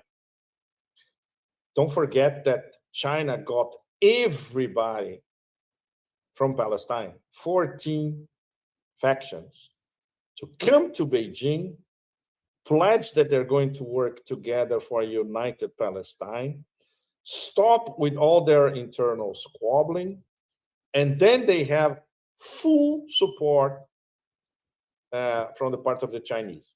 Very, very important. They signed the declaration, which brings us once again to another very, very important subtext of what happened, considering the Israeli response. Only a few days after Haniyeh was among these 14 factions in Beijing signing the Beijing Declaration about unity of Palestine, he was assassinated in Tehran. From a Chinese point of view, I cannot even begin to tell you and all of us, our audience, how extremely angry this got the Chinese, because the Chinese interpret it as a slap on their face directly by Israel. They are promoting peace, including Hamas, the #1 negotiator for a possible ceasefire, and a few days later, he's assassinated by the other party. So the Chinese, they never forget stuff like that. Never. So they are working. That's why they're now saying they're openly standing with Iran and backing Iran. You see, China wants some get back on the Israelis for disrespecting them while they're trying to bring peace. Much closer now these past few days, not only in terms of supporting Palestine, but supporting the Iranian response when it comes. By the way, on Monday, Bagheri Kani and Wang Yi, they were on the phone. What they were talking about, exactly what we are talking about. And the Chinese saying, look, whatever you do in terms of respecting your national interests and your sovereignty, we support you. This is enormous coming from China. Enormous, enormous. Absolutely. And on the Russians, to see how Russia and China work together. Now, visit of Mahmoud Abbas, same thing. He sits down with Putin. Putin says, look, we have our own war, which is true. Our priority is the war that we have here, which is for us is a existential war, but we are paying attention to your war as well. And what came up out of this meeting, which is something that I see as groundbreaking? Guess who's going to be invited for the BRICS summit in Kazan in October? Palestine.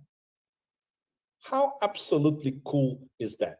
This is a major Russian diplomatic victory. And Abbas himself, the Russians didn't say anything. They let Abbas speak for Palestine. And Abbas was saying, look, we discussed BRICS.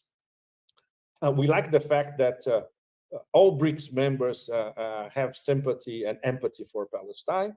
So we agreed that we should maybe have a special meeting during the BRICS forum in Kazan dedicated to Palestine.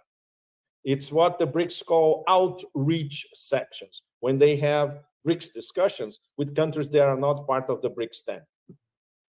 Fascinating. So this is practically settled. They're going to settle the modalities in the next few weeks or so. So can you imagine, Nima, the optics of having Palestine officially represented at the most important BRICS summit of them all, chaired by Russia, to discuss Palestinian issues? This is enormous, enormous. So this, in terms of diplomacy, this is absolutely outstanding. So diplomacy is going much faster, of course, than, of course, the tragedy on the ground in Gaza. But we have some signs of hope like this one, you know. And when it comes to Iran and the response to this assassination of two important leaders, one in Iran and the other one outside Iran, it seems that at the end of the day, Iran has to respond to this type of activity on the part of Israelis, because they're getting out of hand. They're doing a lot of things because there has to be some sort of limits for what they're doing. They cannot do each and everything they want to do. They were accusing Gazans of raping, of killing civilians. They're doing all those things that they were accusing Gazans of doing. It's, if Iran just not respond to them, that I think they think that they can get away with everything they do in the future. Exactly. It comes back to our point. How to teach them a lesson without this thing turning into a regional war and an apocalyptic war. But that everybody agrees there must be a response. And another fact, Nima, very, very important. The fact that Hamas is saying that they are not going to this negotiating table on Thursday, the Americans, the Egyptians, and the Qataris would be there. It's one of the conditions that the Iranians themselves had already established. Look, we are not going to respond to what Israel did on one condition, that there are meaningful ceasefire negotiations and Hamas will be there.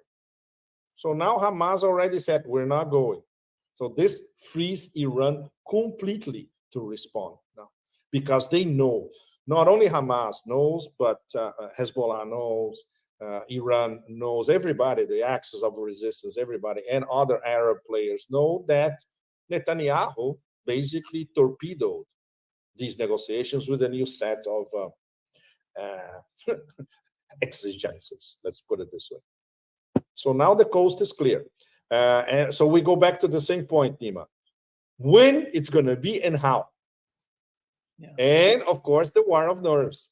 So now we have, as I put it, the Persians playing Sun Tzu, proving once again that the Persians read and totally understood Sun Tzu.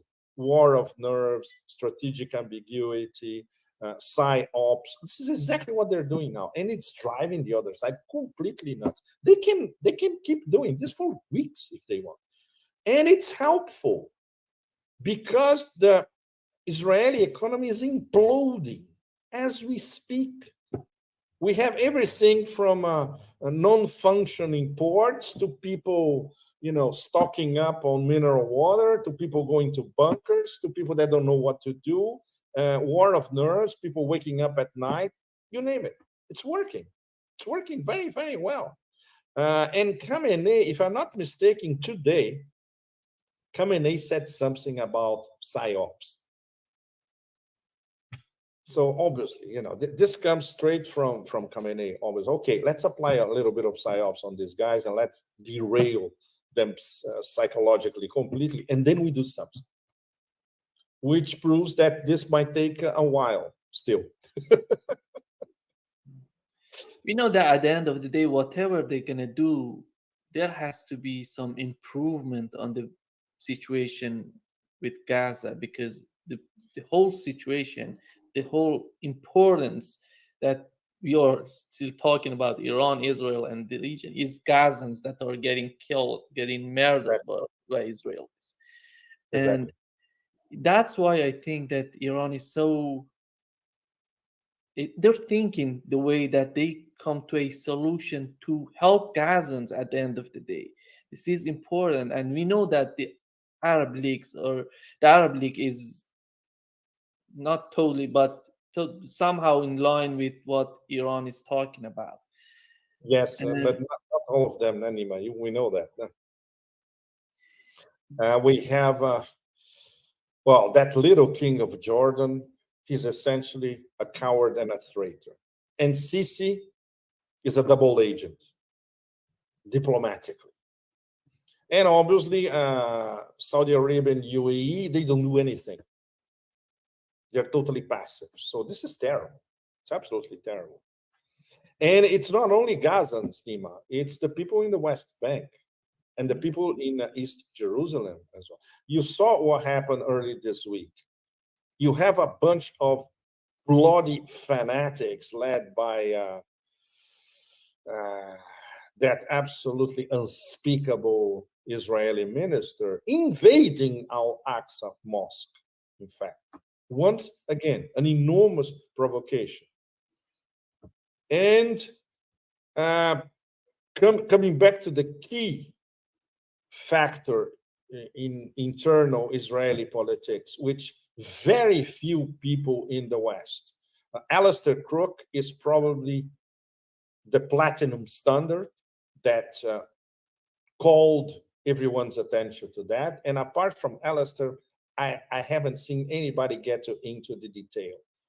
The fact that an eschatological cult, in fact, has taken this current Netanyahu government hostage, basically controls the war cabinet, controls all Israeli policies, and they are supported by 800,000 settlers armed to their teeth. Totally fanatical. Question number one and final question. How are you going to deal with 800,000 armed to the teeth apocalyptic fanaticals? There's no other way apart from the obvious. There's got to be a military way to get rid of these people. But how? And how are you going to do this without endangering people who live in Gaza, in West Bank, and in East Jerusalem? There's no answer for that. And there's no answer by the axis of resistance, by the BRICS who support the axis of resistance. Nobody has an answer for this equation for the moment. This is how serious it gets. You know, you can get rid of Netanyahu. That's very easy. Then he goes to jail. Who's going to be next? Probably somebody representing these 800,000 fanatics. So, you know, the ball keeps on rolling. The toxic ball keeps on rolling. There's no issue for this drama unless a war, unless a military operation. But how to organize this military operation and how not to have Palestinians as a whole as victims in such a military operation? You know, no answer. Two important players in the conflict, Iran and Saudi Arabia. Saudi Arabia, as you mentioned, their attitude is so tricky, but we know that they're important. And that deal between Iran and Saudi Arabia that China and Russia tried to do is playing a very important role right now, because at the end of the day, we know Saudis were so hesitant in attacking Houthis.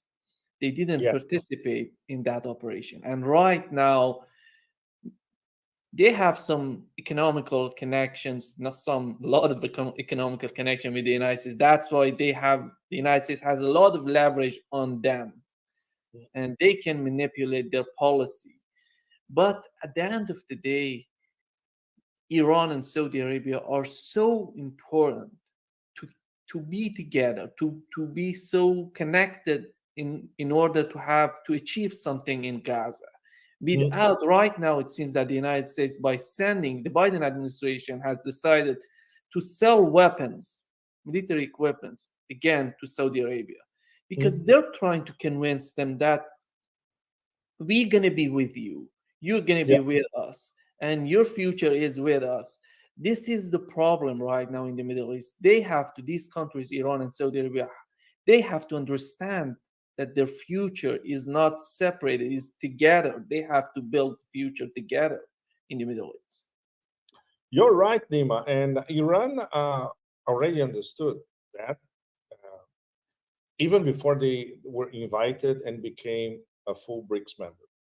Saudi Arabia, they're still sitting on the fence. It's more than obvious. Nobody knows what MBS really wants. Obviously, he wants very good relations with both Russia and China. He is not against a reapproximation with Iran, but let's say carefully, slowly. He doesn't care about Palestine at all. And the relationship with the US depends a lot on the next administration. If it's Trump 2.0. Relations with MBS will be absolutely swimming, of course, and deals, etc. And of course, Trump will keep, seducing MBS to the American, I wouldn't say vision, but to the American way of doing things, right? Including, you need zillions of dollars in weapons. No problem. After all, it's a very good business for the American industrial military complex, especially, right? But this will, I would say that the summits in Kazan in October, where they're going to be on the same table, will go a long way to show to MBS which way the wind is blowing really. And he may learn a few things out of it. And he'll have a chance to compare what he learns in Kazan with the G20 in November in Rio, where the main BRICS are going to be there, and also the G7 inside the G20. So let's say MBS has 2 months to make up his mind, essentially. And it's essential that his decision is crucial for the global majority.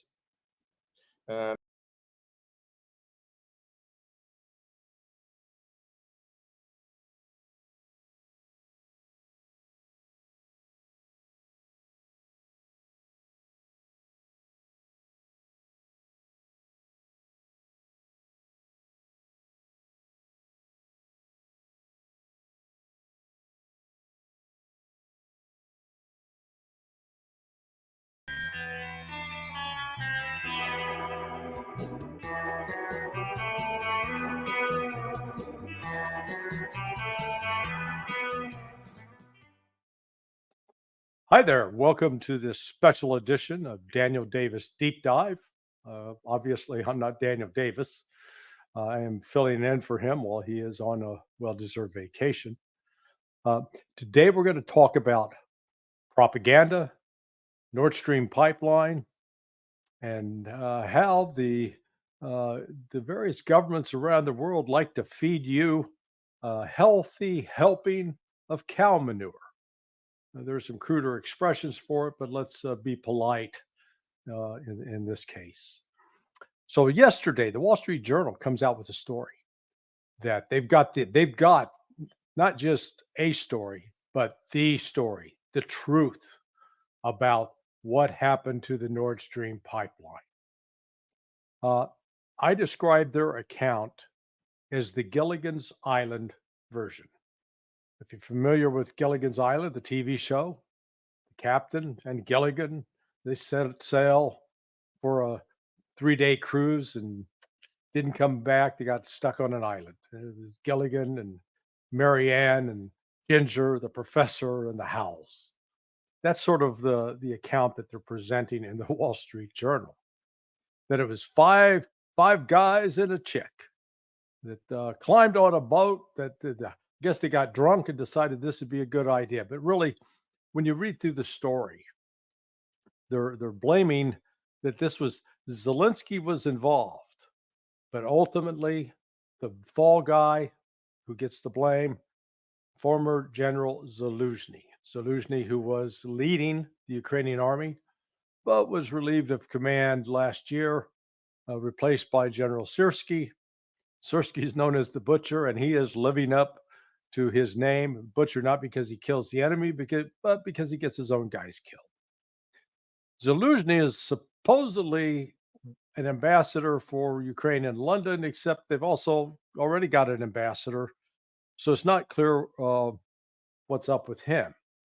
But as part in the reporter who wrote this article for the Wall Street Journal in preparation for it called Zaluzhny up, and Zaluzhny was like, "What? No, that didn't happen."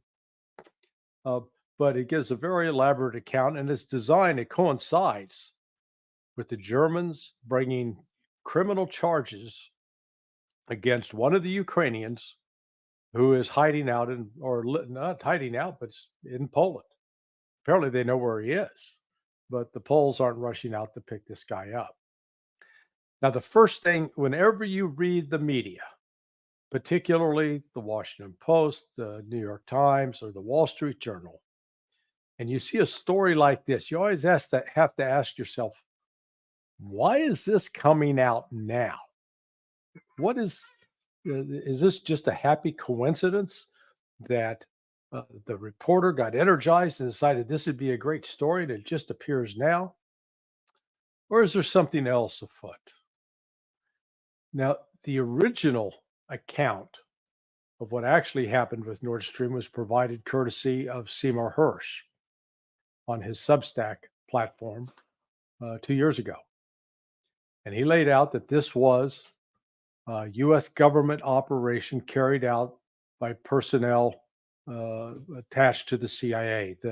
The base, the site that he talks about in Florida, he didn't identify this in his article, but where these divers came from is actually the CIA base for maritime operations. So, coincidence? I don't believe in coincidence. The Wall Street Journal account describes people who are, they're described as professional divers, but no real evidence to support that. They come across more like recreational divers. But the task of carrying explosives and properly planting them on a pipeline that far under the ocean is not something that weekend scuba divers can routinely do at all. In fact, what's interesting in the Wall Street Journal article, they describe how they, in one moment, they drop one of the explosives over the side before they even get to the right area. And then the fact that they're out there sailing around with a Ukrainian flag on their mast. Yeah, that's a low-key undercover operation. So Cy Hersh's story was that this was, in fact, directed by the United States. And we have great circumstantial evidence to support that. Immediately after the blast, the current Polish foreign minister, Sikorski, who just happens to be married to a prominent U.S. neoconservative by the name of Anne Applebaum, was quick to tweet out, "Hey, thanks to the United States, great job." He later took the tweet down and realized that probably wasn't too smart. Liz Truss, who was then the Prime Minister of England, she was quick off the starting block as well to send congrats to the United States.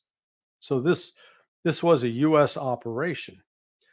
What makes the Wall Street Journal story so strange, and in subsequent, in reporting on German actions, that they've now indicted a Ukrainian. So Germany continues to supply tens of millions of dollars in military aid to Ukraine. And yet the Ukrainians carried out, because this was not just some isolated people, this was a government policy in Ukraine to attack Nord Stream.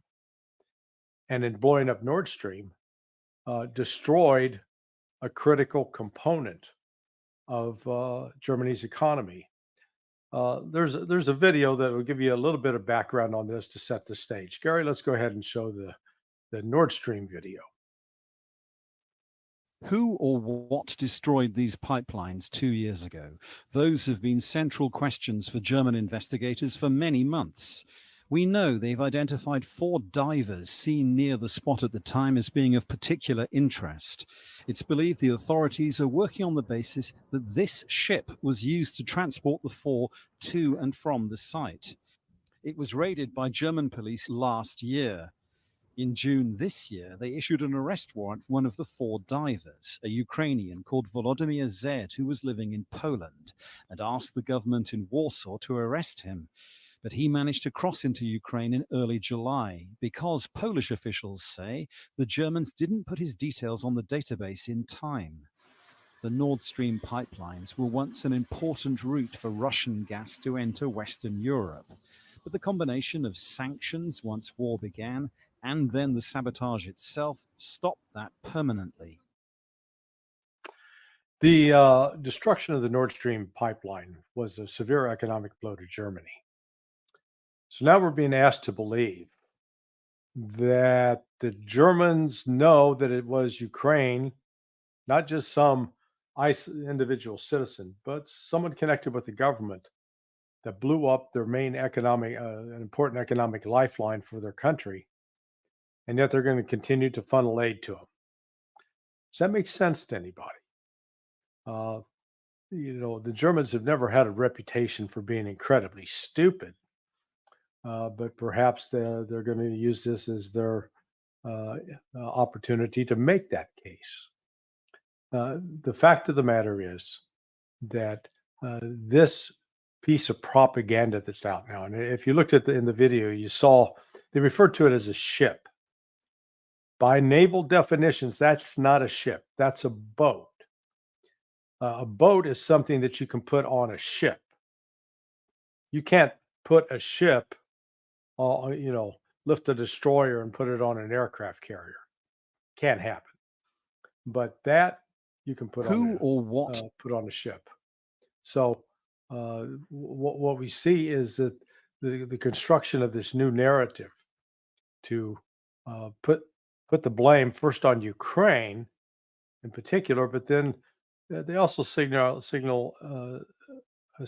Zelensky, but they also it's a finger pointing at Zelensky, and this takes on a broader context in light of the recent Ukrainian invasion into the Kursk region of Russia. This was not a Ukrainian operation alone, far be it. This was a NATO planned and assisted invasion. The plan was pretty audacious, and if they had pulled it off, it would have created some new challenges for the Russians. But the original plan was for the Ukrainian forces to move rapidly through the Kursk region to the nuclear power plant that is located just to the west of the city of Kursk. And in trying to accomplish that, the Ukrainians failed. They were apparently the original mission was to hold that nuclear facility and use it as a bargaining chip with Russia to maybe compel the Russians to give up the Zaporizhia nuclear power plant, which Russia has held since probably the second day of the start of what is known as the special military operation. The Ukrainians invaded Russia with around 11,000 troops. And a lot of these troops were rapidly redeployed from the Donbass region. Some were notified just 24 hours in advance to move. So this was not something that was well rehearsed with units that were practicing the movements that they would need to do. The plan was on paper, and they assembled the units and would tell them, here's what you're supposed to do. But apparently they did not have an ample opportunity to rehearse.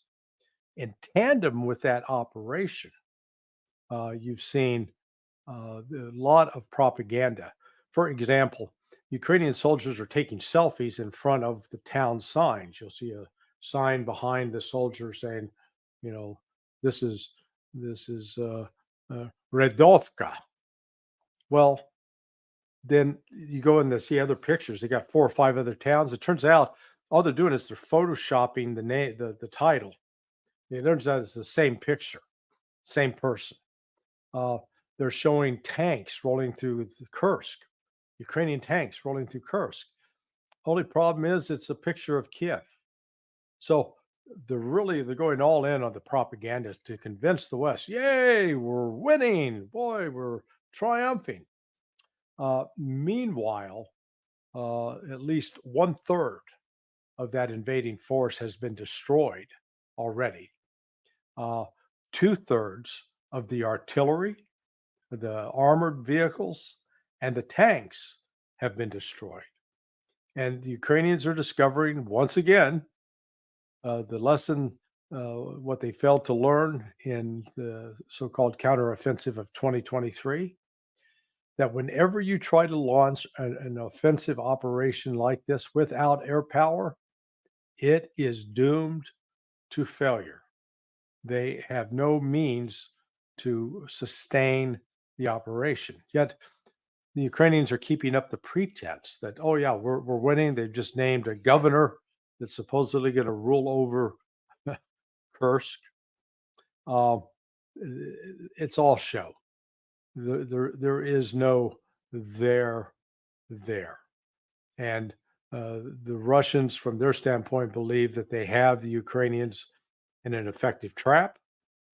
They are killing over the last 3 days.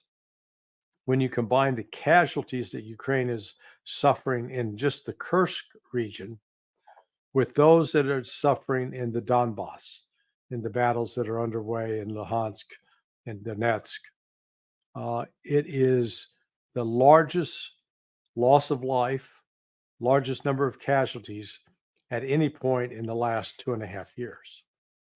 The Ukrainian incursion, though, is having one very important effect. It is enraging the Russians. Right now, the Russians have conducted what's called a special military operation. And for many in the West, they go, what are they talking about? They're just playing with words. No, it really is. It's not a full-blown war.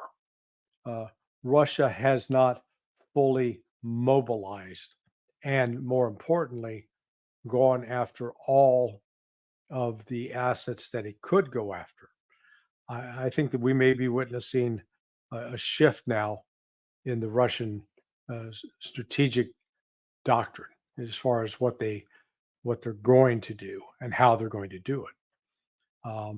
The number of Russian men now signing up voluntarily for the army has increased dramatically. Russia currently has been enrolling around 30,000 a month in the army. No problem. They're not having to go out and grab people off the streets and hide out for them in a nightclub or a restaurant and grab them as they're coming out. The Russians are signing up. Just the opposite of what you're seeing in Ukraine.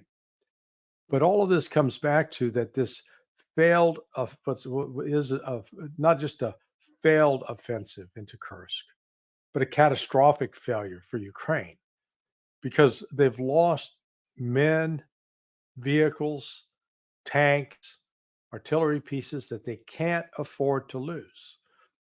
And that blame's falling on Zelensky, which is why there are now rumors circulating that the West is drawing up plans to replace him with someone who will be seen as more open to negotiations with Russia.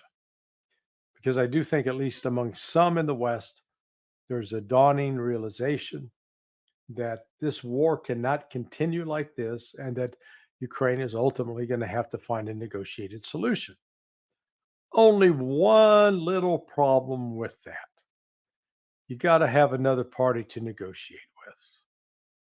And the Russians, who were willing to negotiate and did negotiate in March of 2022 and actually had a deal on paper that Ukraine ultimately walked away from at the behest of the United States and then British Prime Minister Boris Johnson. The Russians just came out about a month and a half ago with another proposal. This proposal was harsher. The one from March of 2022 would have had the Russians relinquishing they're pulling the troops out of Donetsk and Luhansk.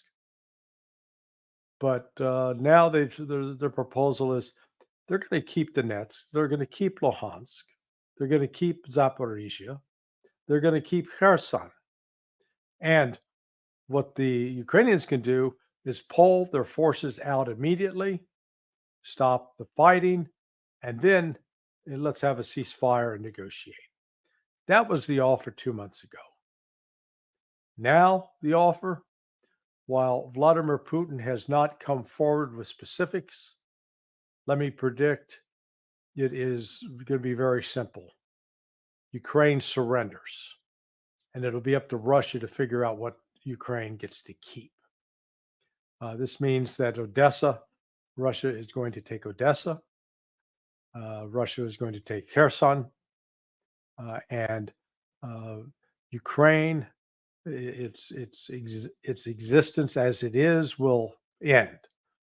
It will be a new thing, but it is not going to be the country that it was. It will be at least half the size, if not smaller. Already, it's lost half of its population, both through the war, combat, casualties, as well as people fleeing as refugees to go live somewhere else in Europe or around the world. So right now, when you see this Wall Street Journal article that just comes out of the blue, giving the true story about what happened at Nord Stream, you realize that it's part of a broader propaganda effort. There's a lot at play here that's ultimately going to determine how long Volodymyr Zelensky remains in the office of president in Ukraine. He's already served past when he was supposed to leave office. So he's already past his expiration date.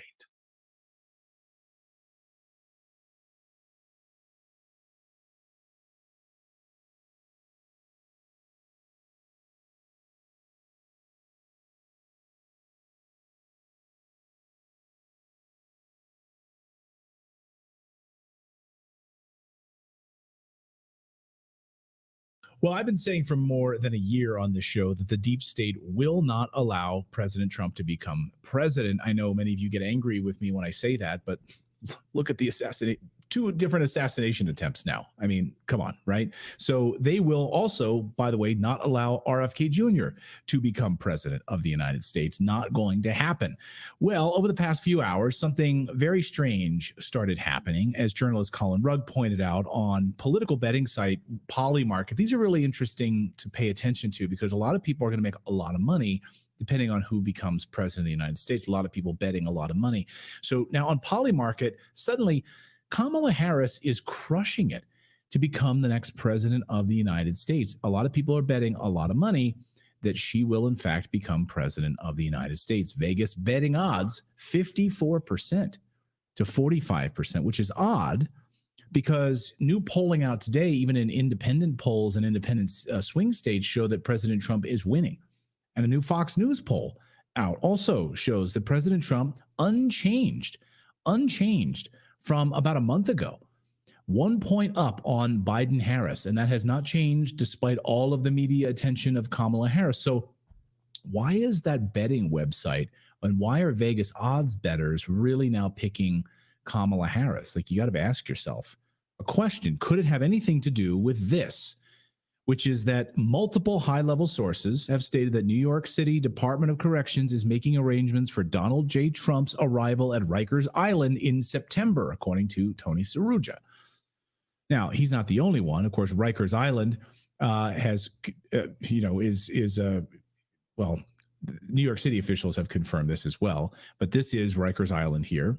So take a look. This is where Trump would go, according to these sources, among 6,300 inmates.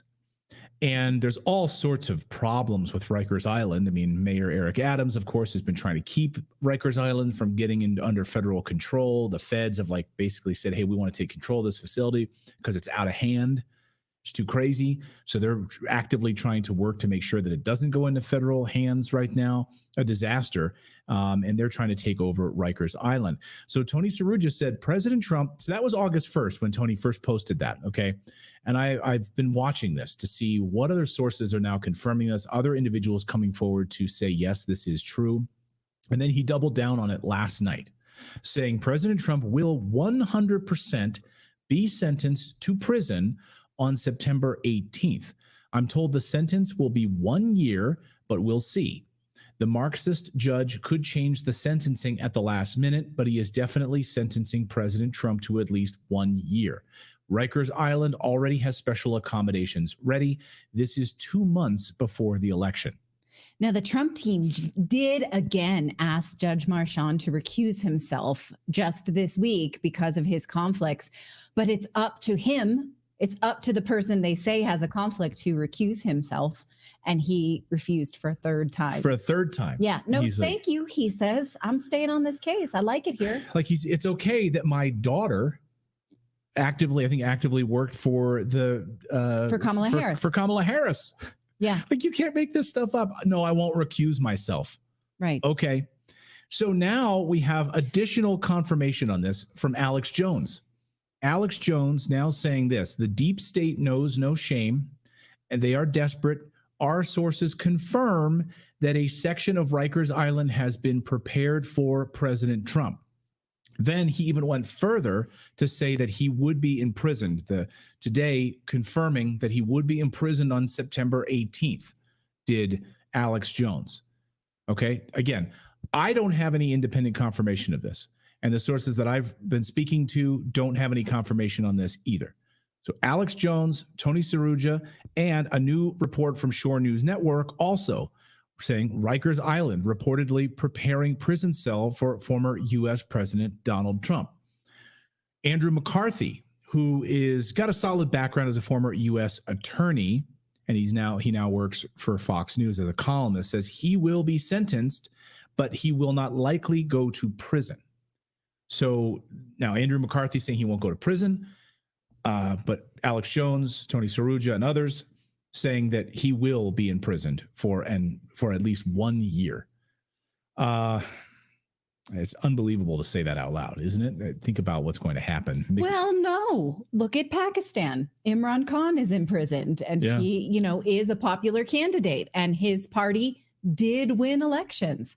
So, I mean, I don't know why we think we're better than Pakistan. If it can happen there, it can happen here.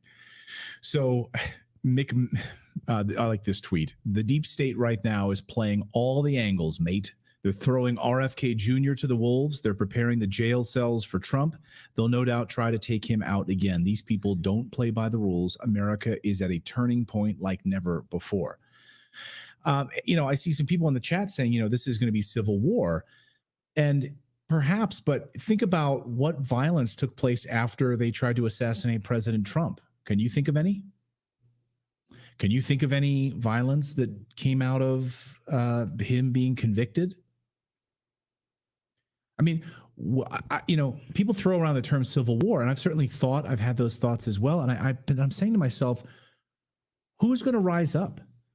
You saw a trucker convoy in Canada, right? There's nothing in the United States. Like, everyone's been compliant. Yeah.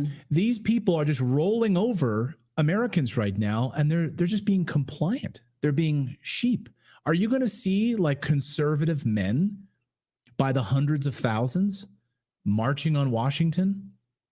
Are you going to see hundreds of thousands of people saying enough is enough? You've imprisoned President Trump, and they're going to take to the streets?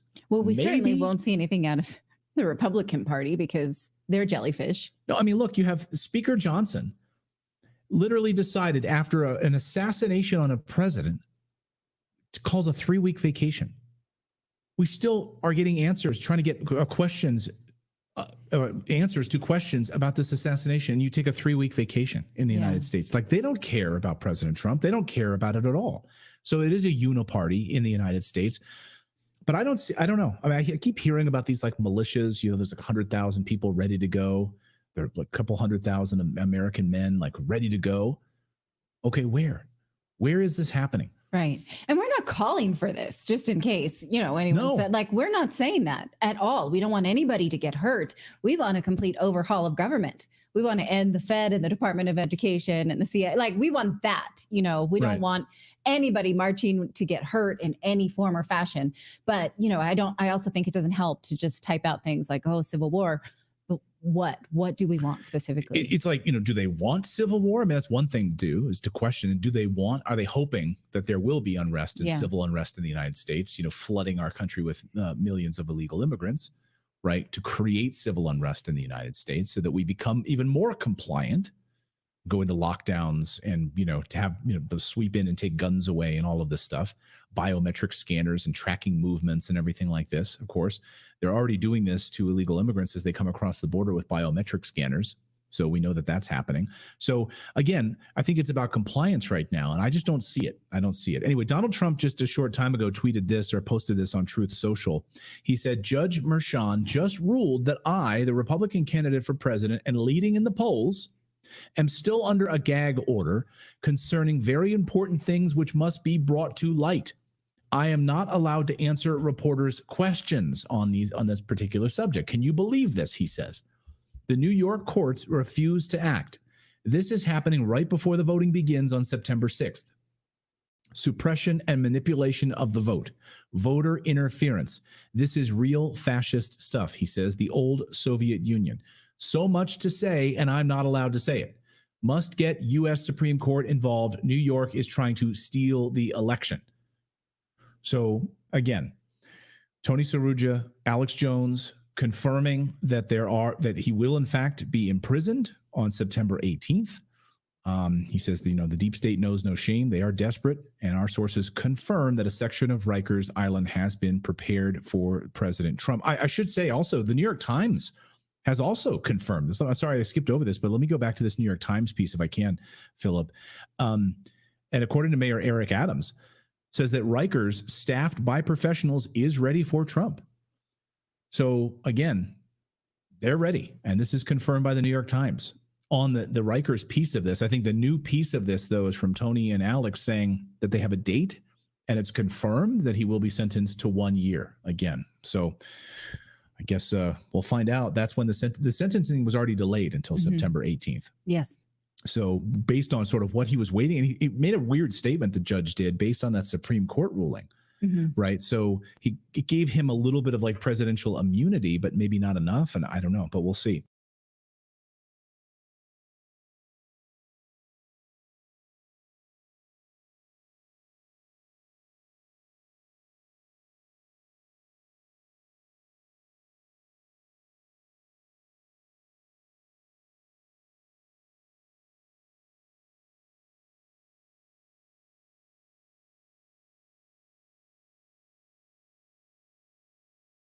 Did you know that suffering from TDS also has positive side effects? One of those positive side effects include making the greatest campaign ads ever.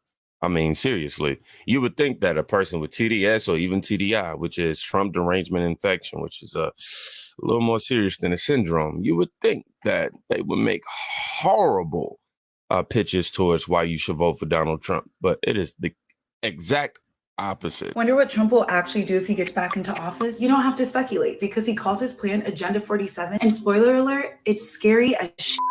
Here are some of the worst ideas we're in store for if he wins in November. 1, attacking immigration. Trump's anti-immigration policies will be even worse the second time around. He's promised to end birthright citizenship, enlist an army to round up and deport millions of undocumented immigrants, and deploy thousands of U.S. troops to the southern border. 2, criminalizing LGBTQIA plus Americans. Trump says he'll ban gender-affirming care for trans kids and prevent schools from helping kids through their transition. He wants to forbid schools from even teaching anything about sex and gender that diverges from the far right's idea of the nuclear family. 3, overhauling education. Agenda 47 includes huge changes to the education system. He wants to give huge benefits for homeschooling to indoctrinate kids with Christian nationalism, incentivize teachers to carry guns in their classrooms, further crack down on affirmative action, and destroy crucial DEI departments at colleges and universities. 4, restoring racist crime policies. Criminal legal system reform will be off the table if Trump becomes president. He promised to bring back racist policies like stop and frisk and other ineffective and discriminatory tough on crime tactics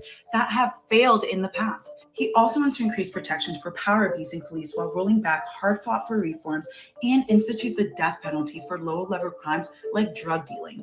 5, weaponizing the government. The scariest part might be Trump's threat to more or less dismantle the federal government. If he gets back in office, he's going to purge anyone who could possibly stand up to him and replace them with MAGA loyalists like Stephen Miller. He's going to prosecute his political enemies using traditionally independent orgs like the DOJ as his own personal weapon and give himself unprecedented power over agencies like the FCC and FTC. These are just the things he wants you to know about. Trump has plenty of regular crazy stuff in Agenda 47 too, like how he wants to found new freedom cities across the country and somehow give Americans access to flying cars. The whole thing is weird as hell, like everything Trump does, but there's nothing funny about Agenda 47 or the possibility that he might be president. I wonder if she realizes how powerful her message is for Trump supporters.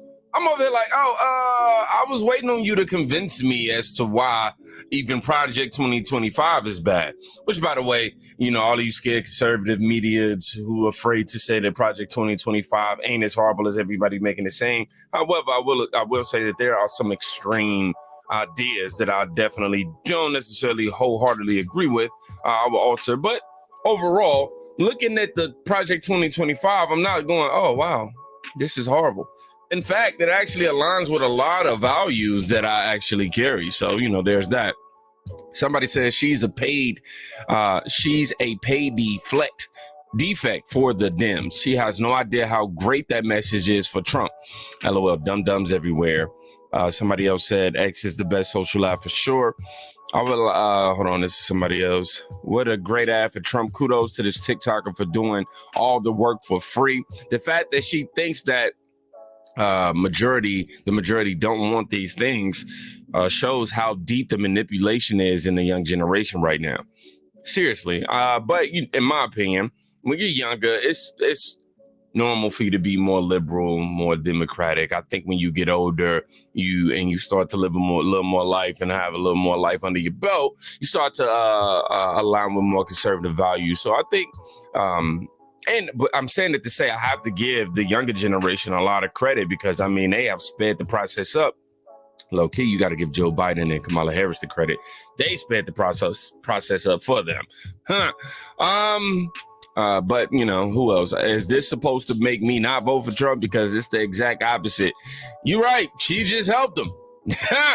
Now, moving forward, we have this man who goes off on Kamala Harris supporters. He's like, look, man, I don't understand it. I don't get it. And he makes some very valid points. Pay attention to this.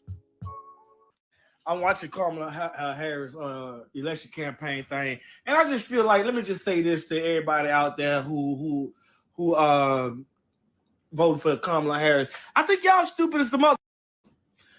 Stupid as a mother. She talk about the one thing they go off on is the reproductive rights. Who's in office right now? If Donald Trump changed it when he was in office, it's been 3 years. You ain't changed it yet, but you running off of that? You ran off of it last time. You ran off of giving jobs last time. Who got these jobs? You count DoorDash and this extra shit. Who got these jobs that y'all talk about everybody been getting?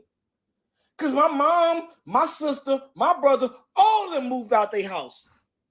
All of them have moved out their house to move in apartments because it's cheaper. So under this administration that y'all claim y'all love and she's so good for the country, why haven't they done what they plan on doing 3 years ago? Why they ain't do it yet? Yet they have yet to do anything. They still come up with these same talking points, and you stupid are still buying into the same dumb they said last time. You stupid. Sheesh. My God, blood pressure going up out here trying to defend the truth. You know, I'm not gonna sit here and talk about how he pronounced some of them words because we all know how I get when I'm but he pronounced some of them words kind of funny. But shout out to my guy, man, out here preaching the truth as it pertains to Kamala Harris. She's been in office for the last 3.5 years, and I don't know why it hasn't registered to people. Like, she's already been in position to make the changes that she's campaigning on. She's literally in the seat right now to be able to invoke that change, and it's not happening. Are you guys not seeing what's going on around us, bro? Come on. The far left is getting eaten up by Black voices, and I'm loving every second of it, calling them out for everything that they try to, you know, all this spewing that these politicians are doing, and out for what they are, self-righteous, performative assholes, narcissists. And it also says Black people have been fighting for all people since the beginning of this country. Check the John Lewis blood left on Peter's Bridge, where those, it's starting to go into a whole nother thing. So minus that last sentence, let's go ahead and dive into this next video. Shout out to that woman, man. Talk about on point. She was on point. She was at the tip of the nail right there, man. How could you look at the future generation and tell them that you're responsible for, the negative things that are happening to them at that time, knowing that you had a chance to do something about it in 2024 in November? Yeah, I couldn't look at them with a straight face either. However, you have people whom are pissed at us, Black people whom aren't voting for Kamala Harris. I mean, they are absolutely pissed. We have Ricky Smiley, radio show host, comedian, who shares his thoughts on what was trending on X, Kamala Harris, I'm not with her. And he doesn't hold back on speaking his mind on it. Just sick of the Black people on the internet talking about I'm not with her. Okay, so if you're not with her, that means you with Trump. And y'all need to block every last one of their asses on Facebook and on Instagram and social media and stop. Like that's just garbage. Yeah. It's just garbage. Can Everybody we be got united to on anything? Can't agree on a damn bucket of chicken. One person want a hot dog. I always complain. Black folks get on my damn nerves, man. Why everybody making all these celebrities making all these videos going off on Kamala Harris and stuff, and then the black men, Kamala Harris didn't prosecute you and treated you bad in court. I got treated bad in court too, but I'm with her because a vote for her. If you sit at home and you don't support her, you are definitely supporting Donald Trump. You can vote for who you want to, but don't be trying to encourage other people and sit up there and put bad stuff. Where's that same energy for Donald Trump? Yeah. Whoa, you just had a very hypocritical moment. You sat there and told people that they need to unfollow those who want to not vote for Kamala Harris, who voiced their opinion about it, especially Black people. You're saying that you're telling your platform that they need to unfollow and block those people. And then you speed it up by saying that, we're the ones trying to convince you guys, pretty much to believe our rhetoric. What? You just literally contradicted yourself, bro. Where's that same energy for Donald Trump? Yeah.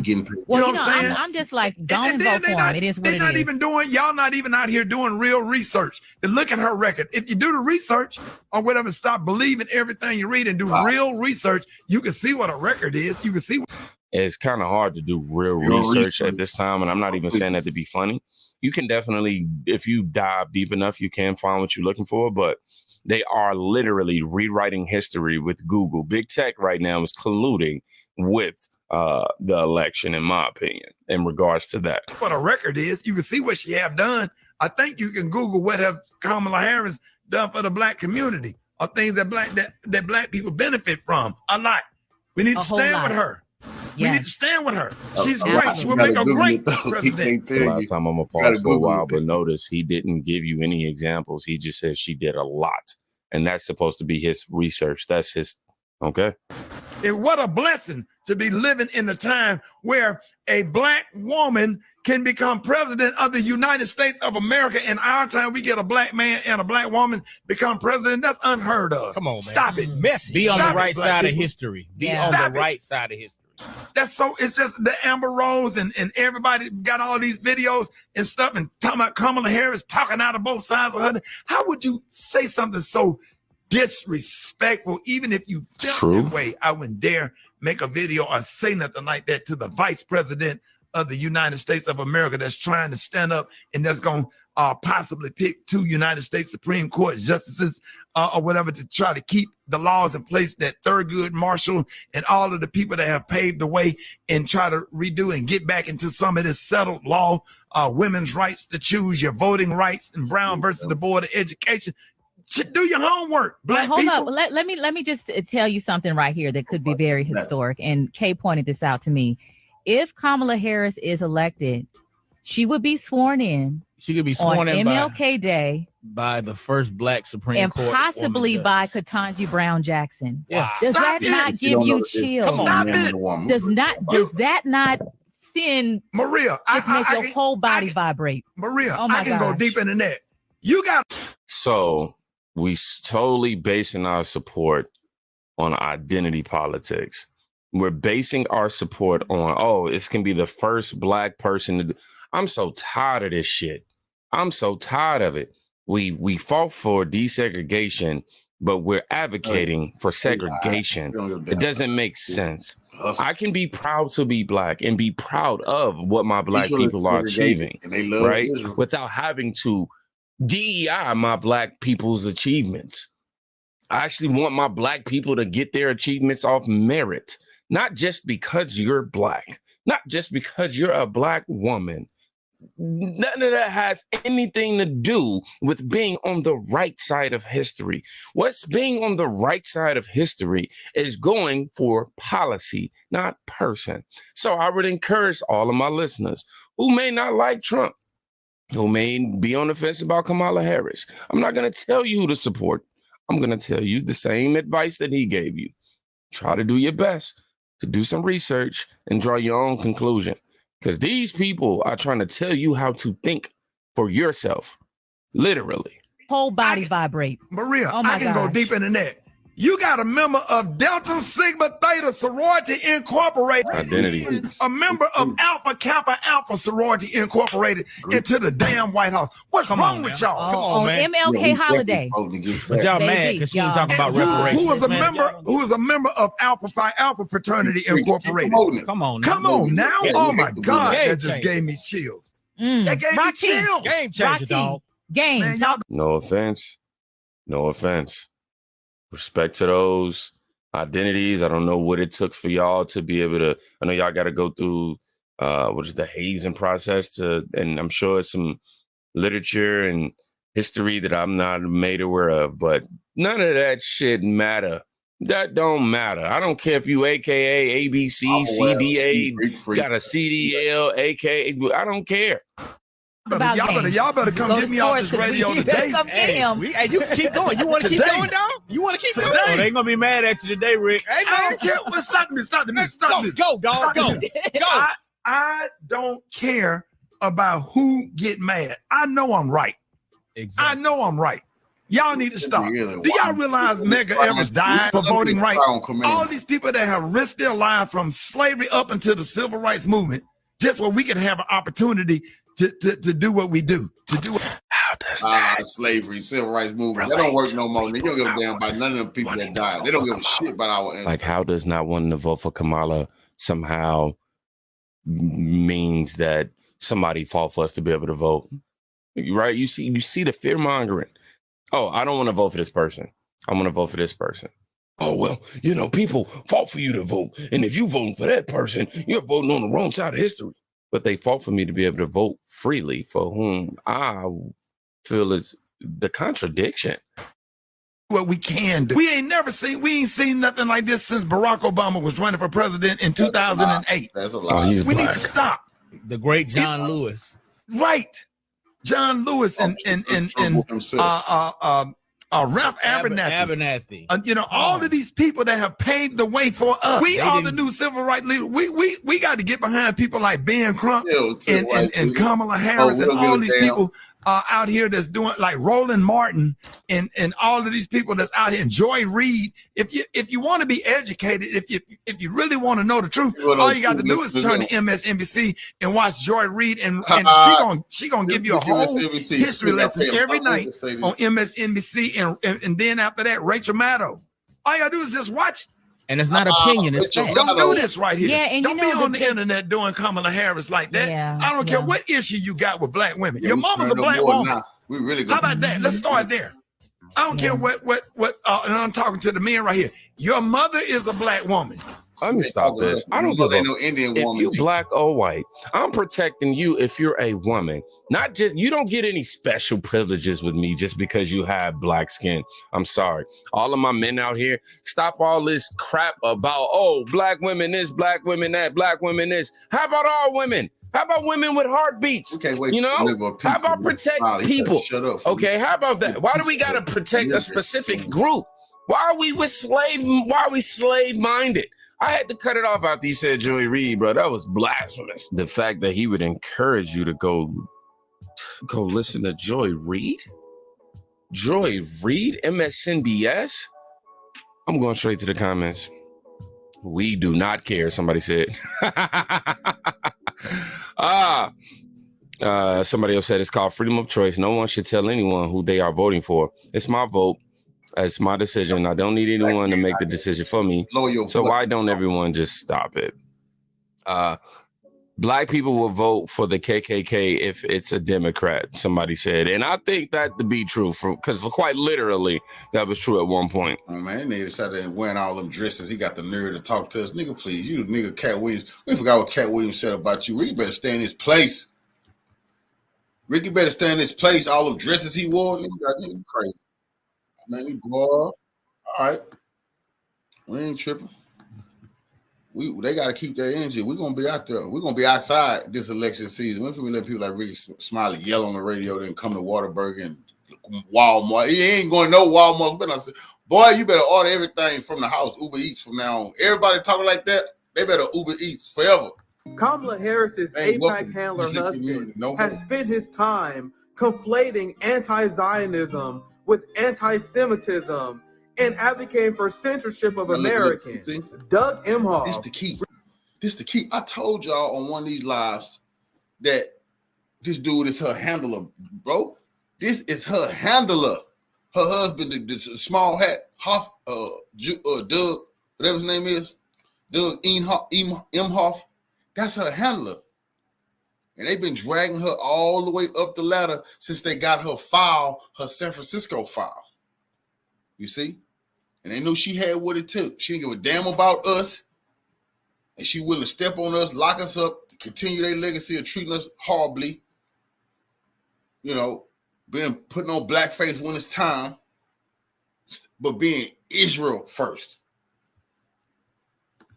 Repeatedly uses the fraudulent ADL definition for anti-Semitism, where if you don't support the Zionist entity known as Israel, you're considered an anti-Semite. Doug Emhoff played a key role in the Biden administration combating student protesters, where the Biden administration conflated the protesters with anti-Semitism and terrorist supporters. Doug Emhoff makes it clear that he speaks on Kamala Harris for Israel.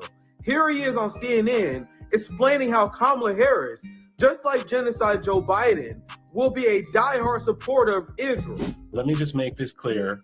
Vice President Harris has been and will be a strong supporter of Israel as a secure, democratic, and Jewish state, and she will always ensure that Israel can defend itself, period. That's who Kamala Harris is. Meanwhile, progressives are shocked that Kamala Harris doesn't support an arms embargo. And obviously, Doug Emhoff, her husband, has a lot of influence on her because Kamala Harris fights for Israel more than she fights for Black Americans. Let's really be clear about that. So I'm not going to sit here and say I'm going to do something that's only going to benefit Black people.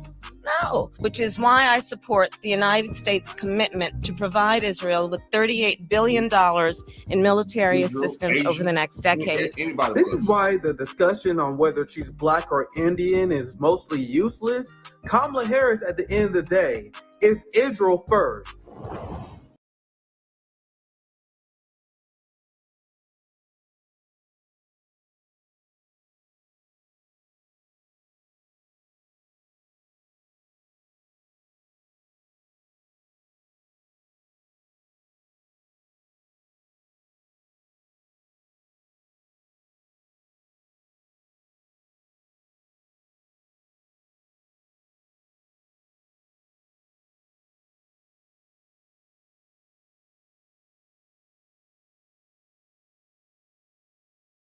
I personally feel Kamala Harris shouldn't be president because she's a woman. We are naturally embedded to operate off emotions, and we don't need no emotional, unstable creature running the free country. Boom. That's number one. What's number two? Hey, welcome back. It's your man Wise, and today I have a great video to share with you guys. Now, y'all know I love reacting to the man on the street interviews, and this one right here is a doozy. See, the mainstream media has been pushing this propaganda that Kamala Harris is the next best thing since sliced bread. That's what they want y'all to believe. They want folks to believe that all Black folks are just 100% riding with her, and you know it ain't true. You know it's not true. So we're going to get into this video. You guys have to see this for yourself. Like, share, subscribe to the channel. Drop me a comment down below. I appreciate all the love and support. The full link to this video will be in the description box. So if you want to go over there, actually, I'm going to say, please go over to Vinny Rodriguez's channel. Make sure you give him a like. Make sure you give him a sub. That brother's doing great work over there, man. Like, share, subscribe to the channel. Once again, watch this video all the way through to the end. And without further ado, let's go. What's your opinion on Kamala Harris? I don't think she's fit to be president. You don't? No, I don't think. No, I don't think she's fit. How come? Well, for one, she doesn't have the experience. You know what I'm saying? You're a veteran? Yeah, I'm a veteran. Okay. 8 years in the military. Thank you. Yeah. Thank you for your service, for one, she doesn't. I feel like she doesn't have the experience to run the country. You know, and this is not because she's a female, but her political experience, absolutely, it to me doesn't measure up to her even being vice president. Right. If you ask me. Right. You know what I'm saying? I'm just asking random people. Yeah. If you ask me, she has no really political experience. Like you know, and then as far as just like putting her being the front runner to run the country, you know, she's even came on national television before as vice president and was like she was stressed out like she couldn't handle the job. So right. What would make me think she could handle it as the president? Right. You know, and that's a load to bear. That is a hell of a responsibility to withhold, and I just don't think she got it. How do you think she compares to Donald Trump? Well, if you ask me, a lot of people don't like Donald Trump, but Right. you know, me personally, I think he has what it takes to run this country, whether people take a liking to him or not, you know, and you have to have that type of mentality, to me, that type of stronghold to be able to run the country. Right. And that's something, what her name, Ms. Harris does not have. There's no comparison between her and Trump. You know what I'm saying? He is absolutely right. There is no comparison between Kamala Harris and President Donald Trump. Now, there's a full sample size out there of what life was in this country under President Donald Trump's administration. We have a full-fledged sample size. We had 4 years of, well, really and truly, well, we'll say 4 years of prosperity during the Trump administration, and it's been down ever since. Trump outmeasures her by a long shot. I mean, in my opinion. You know what I mean? Right. Yeah. Well, thank you for your opinion and thank you for your service. All right, man. thank you as well, Right. sir. Have a good day. All right, what's your opinion on her? She's not shit. And Oh, she giving no. all the people that bullshit, man. She ain't shit, man. Why? Don't believe in her, man. Don't believe her? Nah. How come? She's some bullshit.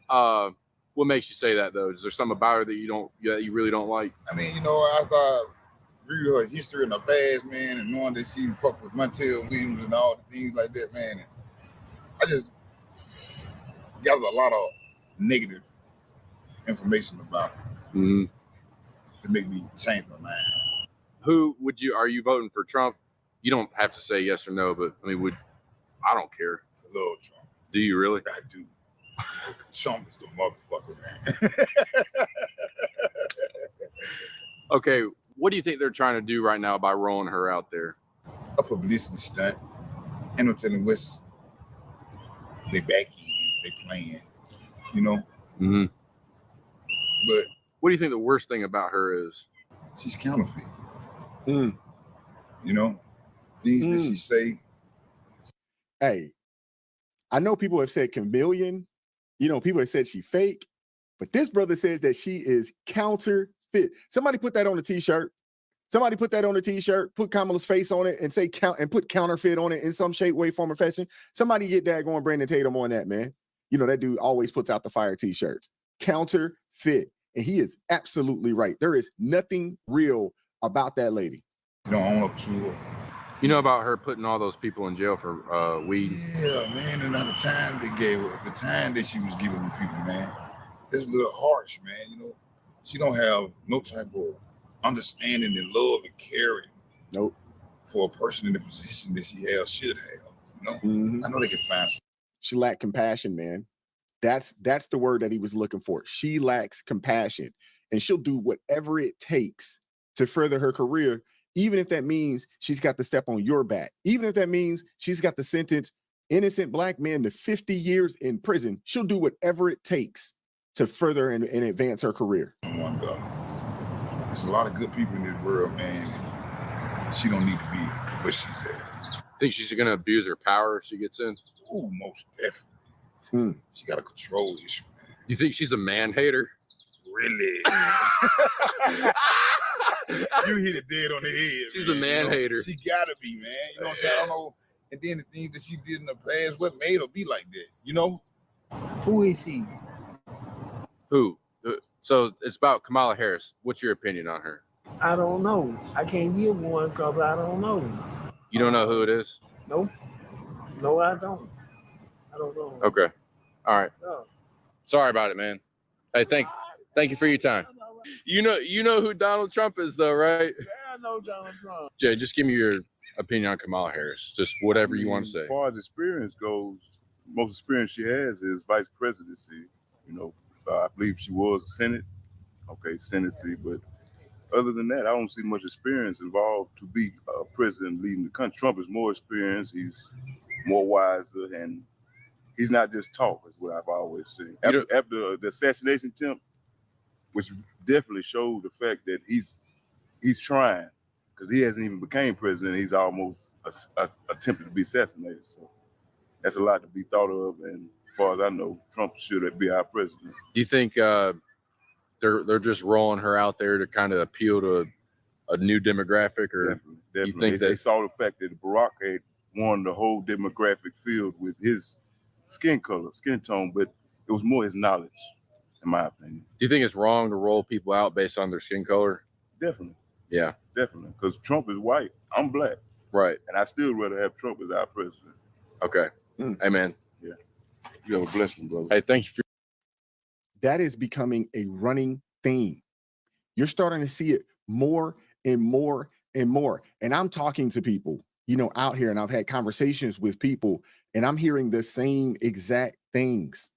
People are looking at Kamala Harris and they don't take her serious. They do not see her as a serious person. They just don't. For your opinion today. Yeah. I personally feel Kamala Harris shouldn't be president because she's a woman.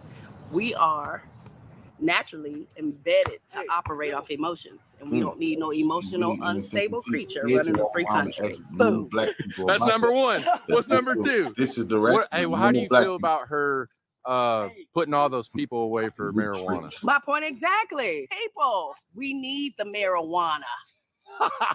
That's why some of the senators in certain states decided to legalize it. Hello. And here you are putting people away from marijuana. What about what you gonna do for the pedophiles that's messing with the children? Shouldn't they get time? Or are we just gonna keep letting them go so they can keep on recommitting the same crimes on our children? So you need to ask Ketanji Brown Jackson about that as well. You don't trust her as a person? Not at all. And she know her stuff. But to me, when it comes to like the big stuff like wars, and I don't think she really is a good candidate to be our president when it comes to like warfare and like the real like base of keeping the United States alive, like keeping up. Trump fit that description, whether they like it or not. He's a real good, besides a politician, he's a real good businessman. And that's what we need right now. We need somebody to handle business within the United States, because it's getting totally out of hand. Democrats, they just tell you what you want to hear. Yeah, they just tell you what you want to hear. Since I've been alive, every president that did it except for Trump. Trump was the only one, to me, that basically they just got an office and said, hey, I'm gonna do this, and by this it's gonna be done, and it was done. It went on days later, nothing. That's what we need right now. I think that's the thing that a lot of brothers resonate with. We love people that keep it real. Don't say one thing in our face and do something else behind our backs. And that's been the MO of the Democrat Party for a very long time. They come into the community 6 months or so before the election. They come to your churches, they come to your schools, and they promise you the moon, sun, stars, and the world. They get your vote, and then you don't hear from them. And they don't actually follow up or follow through on the things that they said that they would do. Now, what we also know is everywhere, every city that is democratically led, these are some of the worst cities in the country for Black people, especially Black people. These are some of the worst places. So why would you consider or continue to vote for a party that, one, doesn't have your best interests at heart, two, doesn't have the country's best interests at heart, three, they come and they pander and they lie to you, and then they offer and do absolutely nothing? And he's absolutely right. We've had an opportunity to see Kamala Harris on the national stage, on the international stage, and she didn't perform well. If you guys recall, when she was over in Europe somewhere, she was standing with the president of Poland. A question gets asked, and instead of answering the question, she defers to the man and says, "A friend in need is a friend indeed," or something crazy like that, something along those lines, instead of stepping up and answering the question. That was an opportunity for her to showcase her ability to handle herself on the international stage, and she failed. When she went down to Guatemala, they asked her, "Hey, what do you got to say to these migrants?" All she said is, "Don't come." That was another failure. So this is not a person that you could legitimately see standing on business on the international stage. She is not a serious person. And going back to the brother a few clips back, he hit the nail on the head. Kamala Harris is counterfeit. There is nothing real about that lady. That's what we need, because they letting all these migrants, Democrats letting all these migrants in, you know, and they just messing up the country. You ask me, messing up the economy. You get them up out of here. That's a fact. And I don't think Kamala Harris, I think she's more for that than her. She's more for outside, what's going on outside than inside of her country. Hey, thanks for your response, man. That was good. Yeah, I think she would make a better president. I think history would be great once again. She made history once. I think it wouldn't hurt to make it twice. What do you think makes her a better candidate for president right now? Well, because she was under the tutelage of one of the greatest presidents out there, and you know he comes from a great presidential tutelage itself. That's my opinion. So her experience with Biden is what gives her the credential. Yeah, I think. Okay. I just think it's time. There's always one. There's always a few low information voters. For probably a change. Okay, that's fair. Well, you know, when we look at history itself, in 1924, Hitler stepped into his season, and now we're in 1924. I mean, 2024. 100 years later. Yes, and God is an order God. So we have to look at how Hitler's character and what his purpose was at that time, and look where we at, and then look over there in Jerusalem, and look at what their character, and line up the scripture and the prophecy right there, and we can see the destruction of what our choices, even in the government system in America. So what do you think is about to happen? Honestly, when I look at that, I hope we don't end up in one order. Your order means a dictator, you know, because America connects with that what's happening over there. We have to, because whatever happened in Jerusalem when Jesus was, that was for us all. And that what's happening now is for us all, too, you know. And yes, it's predicting that I got a funny feeling we're not going to have a president. We're going to have a dictator instead of that. I don't want to be disrespectful to this sister. So can somebody please, in the comment section, can somebody please translate what she was trying to articulate here? If you think there's going to be a dictator, could it be either side, or do you think one side is more likely to be a dictator than the other? I think it's going to come out of the Republican. Republican? Yes, I think. Now that's my opinion, but because it's just how the United States started out. You know what I mean? It wasn't Democrats and Republicans. It was just Republican at first. You remember this? Another low information, low IQ voter. This lady has no idea what You she's don't know what talking the hell about. she's talking about. The party, the country started with Republicans. Of the two major parties, the But see, Republican this is Party. a major problem with Democrats in general. Just don't want the Bible. See, you got to think about the Bible. I would have asked, okay, ma'am, then what the Bible say about can a boy be a girl and a girl be a boy? Huh? Oh no, the Lord is against that. Why you vote for it? Is the youngest of the two. I mean, come on now. I mean, if you're going to get out here and talk like that, you should at least know what you're talking about. You really should. You really should know what you're talking about. During the slavery time frame, you had the Whig Party. You got to think about Hitler. You as soon had as you say Hitler, I said, oh, the man, Democratic say Republic Trump Party is a dictator. You know, which eventually just turned into just the Democrats. And then the Republican Party was created to combat those who wanted to maintain slavery in this country. The Republicans were created to be or as the party of abolitionists. People need to do their own research, man. I don't know where she got this information from, but it's really disheartening to hear this. Wow. So,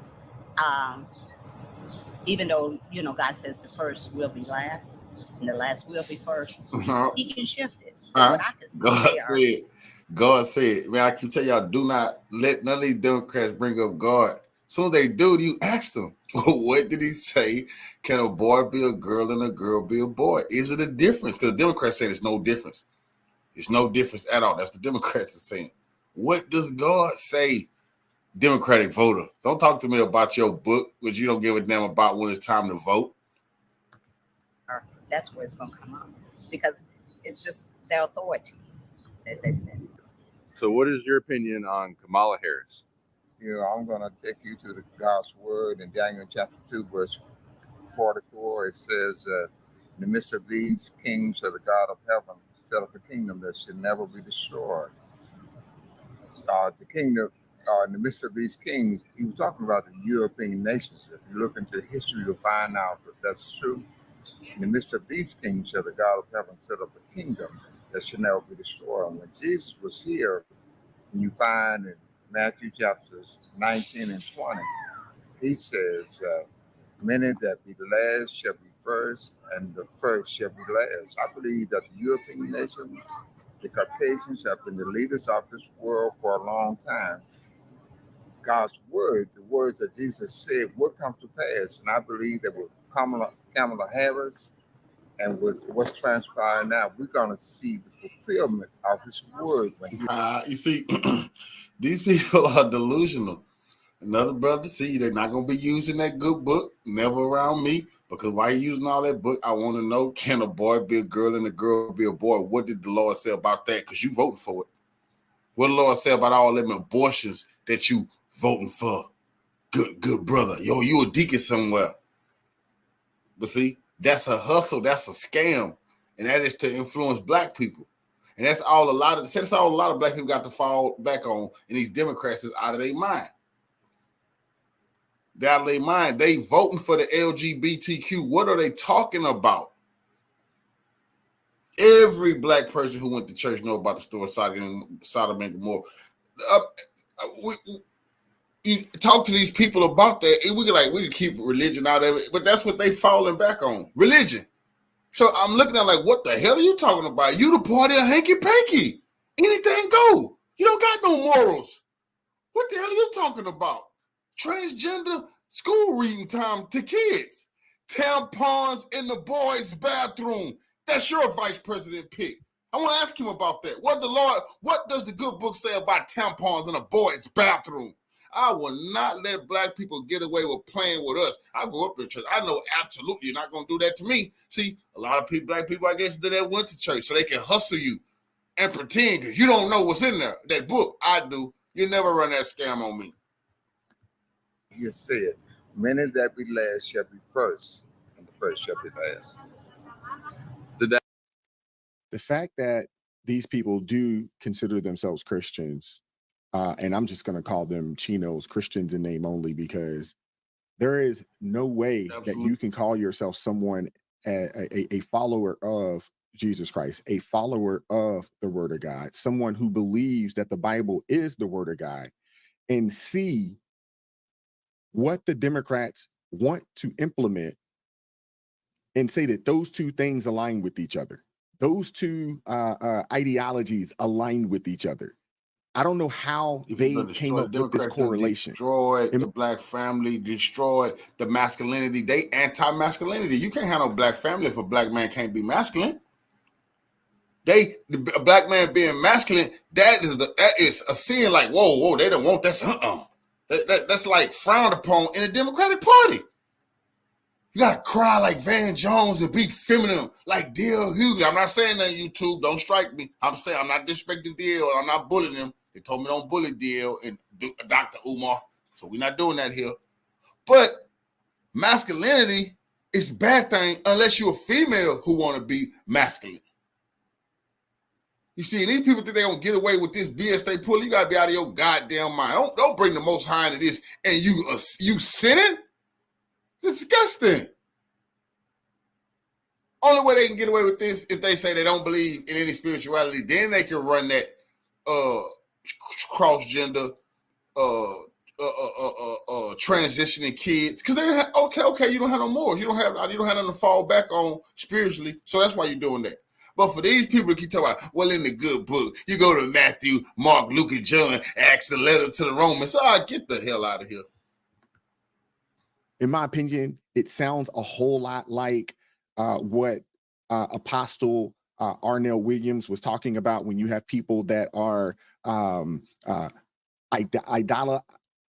idolizing their skin color. And that's what this sounds like to me. And it sounds like there is a lot of people out there that do think in similar ways. It's just unfortunate because these are people that are lost and that they don't really have a full understanding of what's going on. And people need to stop bringing up the scripture, the first shall be last and the last shall be first when you're speaking spiritually. I made that mistake. You don't need to apply that, because if we're going to say we were first, then you're saying we're going to be last. See, the white man say, yeah, that means we're supposed to be first. We didn't stop saying that. Because people don't really understand. These people haven't even been reigning that long. That's because these people don't have no good historical timeline. They think the earth is 6,000 years old. What a fucking joke. We don't have time for that. We had a long reign on top,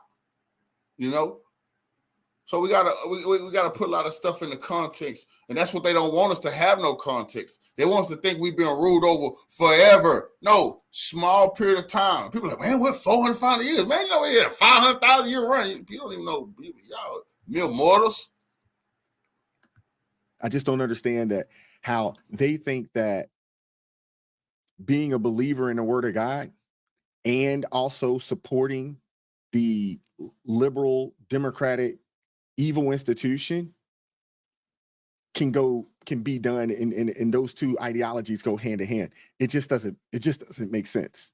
I mean, you couldn't find something that's more antithetical to each other than those that consider themselves believers of the Word of God and followers of Jesus Christ in comparison to those that would call themselves liberals. And most of the people that are kind of higher up in the Democratic Party, I would almost bet that those people would either call themselves atheists or something along the lines where they just do not believe, in what we believe. Because if they did, they would not push the agendas. The white Democrat elite are atheists. Absolutely atheists. Yes. Well, a lot of the so-called small hats are really atheists, destroying all kind of different cultures. They don't care about none of that. They try and destroy every culture on this planet. Black people have been caught up through the church. You see, if it wasn't for the church, a lot of this would not be happening. They used the church as a vessel to capture the minds and souls of our people and tell our people to vote straight Democrat. See, the worst thing ever happened was the internet. They had a good run till the internet came along. They had the gang sold up. It was Town Square. It's a regular, like back in the day, you have to go to Town Square to get the information. Everybody go sit at Town Square and they just get to chopping up about all kind of different stuff. Same thing with the church. You go there, you get talking about all kind of different stuff. They talk politics. Now, here we are. And you find out they're liars, they hypocrites, bigots, A lot of them don't know the first thing about their book that they confess to love so much. They push. They just wouldn't. That inspire you to vote for her? I'm on a theocracy. I don't, I didn't vote for Obama. I didn't vote for Bush. I didn't vote for the local governments. I believe in the Lord God. He is my leader, and I choose not to support any earthly government. So you basically, the book say render unto Caesar, boy. You supposed to render unto Caesar though, huh? We just observe what's going on and base that's it. Okay. But I evaluate what's going on against what's written in God's word. That's interesting. No, I appreciate your take on that. That's a good take, man. I appreciate it. Shout out to Vinny getting out there and doing good work, man. Polling the people for real. Polling those that are out there for real. Shout out to him. Hope you guys enjoyed this video. Like, share, subscribe to the channel. Drop me a comment down below. Because that's how me and Lil Bro started our career. We was hitting the streets and we was videotaping, asking pastors and all kind of stuff. People, tough questions, It's time to get back to that because I want y'all to see their reaction. Because I absolutely don't like these people acting like, and I want to talk to nothing but Christians. Because we got to have that talk. We got to let everybody see they hypocrites, man. Behind closed doors, I already told y'all, man, they didn't confess to me. They sick of Democrats. They want to be independents. They can't believe what Joe Biden and the perverse nature of the Democrats, but they won't say it in the open. They, but behind closed doors, all these people, all these pastors, all these people know they're out of line for what they're doing, man. Being Donald Trump. But I didn't know that she sent the IRS after waiters tips in 2023. She can't be trusted. The Internal Revenue Service under Joe Biden now wants to crack down on tips in the service industry. This was a policy of her own administration, and now she's... Joe Biden cracked down on cash apps. First, it's 600. They want to come after Joe Biden, crack down on the small man. That's serious business, man. People better wake up to what Joe Biden and Kamala Harris done. They talk about it, but they're going to go after the big guy. That is a damn lie. Anybody making money, they're going to start with you. Whatever you got, it's a shakedown. Don't try to make nothing on the side. She's saying, no tax on tips. Harris is a puppet. She doesn't have one original idea. How many times did President Trump say this? Everybody knows this is Trump's idea. He's taken it to the forefront. But look, the media is covering up for Harris, and she's counting on that. What I think she's doing is looking to copy the Trump plan. The American people aren't stupid. He's been saying this. And Democrats, in some cases, have even said negative things about it. How does she reconcile that against the policy she's been a part of with Biden and Harris, where they've gone after, haven't they not, with the IRS, things like taxes on tips? In the past, the vice president pushed for increased taxes across the board to pay for progressive programs. This includes bumping capital gains taxes to 35%, increasing the estate tax. She is just not able to do much else. Besides steal and plagiarize. Kamala has no imagination whatsoever, as shown by the fact that she played copycat with no taxes on tips.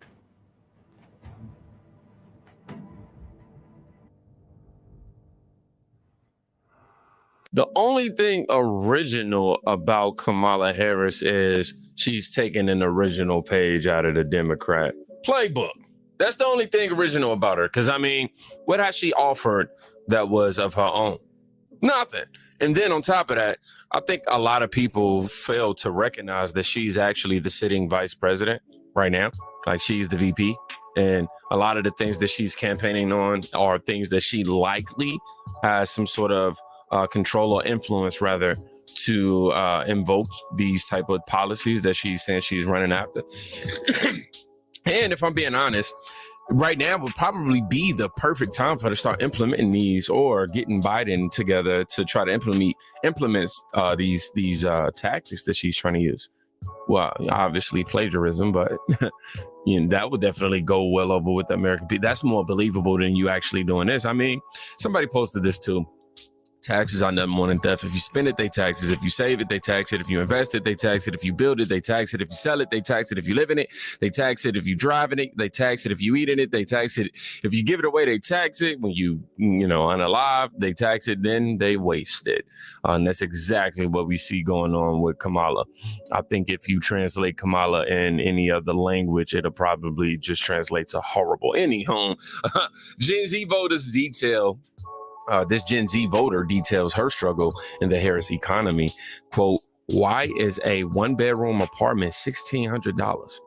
Rent prices are outrageous, and these jobs, they're bare minimum jobs, end quote. Let's go and check this out. I'm 20 years old. Why is a one-bedroom apartment $600, $1,600? Like, oh my God, for 500 square foot. One at a time, I said. Yep. Rent prices is outrageous. And then these jobs, they're bare minimum jobs. Like, I'm supposed to be in customer service. Before I was a server, I was working at like fast food restaurants, and nothing against them, love it, but we need them jobs. But why are you yelling at me over a burger? So it's one of those type of things. It's like the work life, trying to balance out school, trying to balance out finding housing. It's just overhyped. Like, I really waited my whole life to grow up and do this. I can feel her pain. As a father of three, yeah, man, and going to the grocery store, everybody I talk to, I talk about how maybe you can take $20 and to be able to eat off of it for a few days, and the response I get is like, "What? That's like foreign. That was in ancient times," and that's what it feels like under this Biden-Harris administration. Let's read a few of the comments. Quote, Kamala can't solve the problem because she is the problem. And quote, that was from Trump.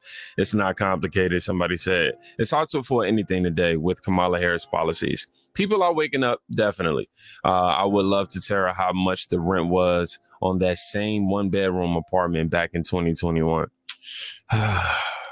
Yeah, but climate change.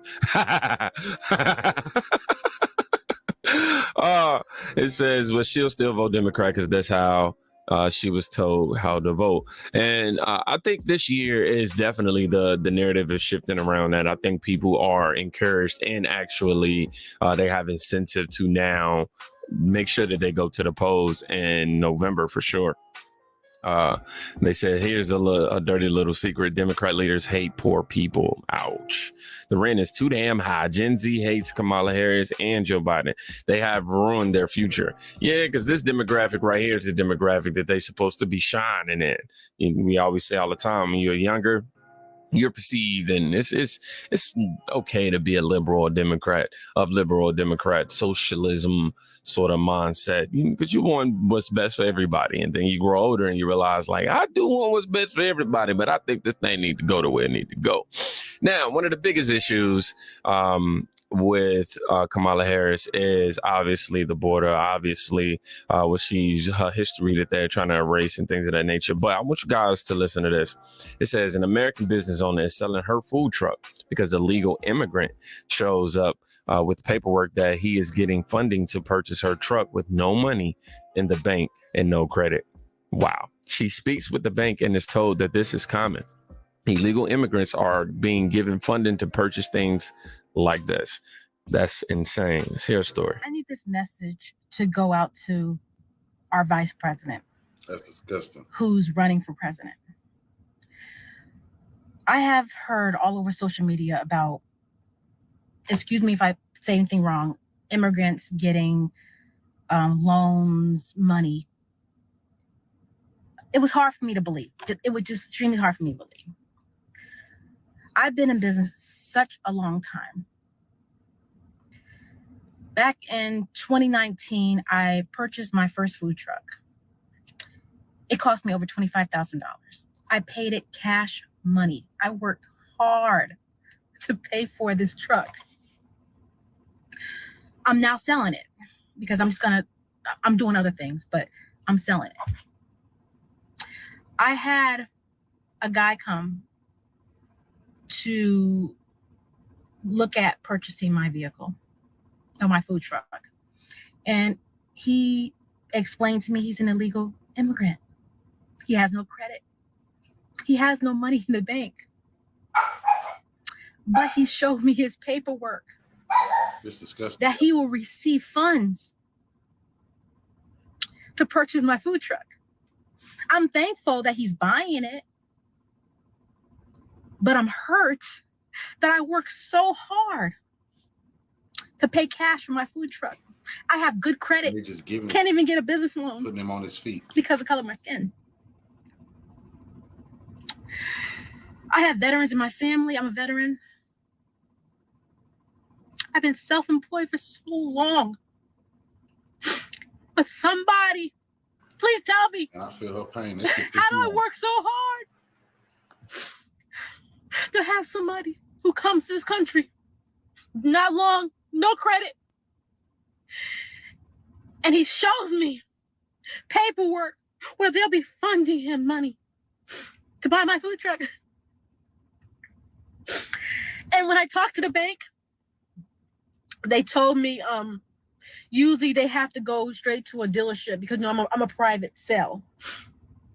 But for special circumstances, they're going to, they allow it. But I need my president to tell me why I worked so hard all these years, all these decades. Couldn't get a business loan, but I bust my ass to get the money to create my business. And we got immigrants coming here. And they're getting money. Money! We're doing nothing but just being here. It's not right, and I want answers. Now, for YouTube's sake, I want to mention that obviously this woman is emotionally distraught, but she's in no sort of distress or nobody's after her. Nothing violent or volatile is happening to her in this moment. She's just expressing her frustration, and it comes with, some emotional tears, rightfully so. Just want to make sure YouTube understands that nothing vicious or volatile was happening. But this is sad right here. And it also, rightfully so, enrages me. I mean, who wouldn't get ticked off at this? You've worked so hard your whole life. You've paid taxes in this country your whole life. You put in hours, blood, sweat, and tears to contribute to society your whole life in America, only for somebody to come here that's illegal and just being handed all of those tax dollars that I worked so hard to put into this country. That's insulting, to say the least. And I would be emotional about that as well. It's heartbreaking. This is a heartbreaking situation. It's sad that the Biden and the Harris administration continue to reign after results like this. And for people to consider Kamala as the candidate that's best fit for this, come on, we got to wake up. I'm reading a comment right here. It says, my aunt is a manager at an apartment complex in Atlanta, and they are giving her 0.0000000 socials. Well, socials is all zeros that have perfect credit scores and no criminal history. I don't know how true that is myself. That's me reading it through a comment. I can't verify that or say that is exactly happening, but we see where this is all headed towards.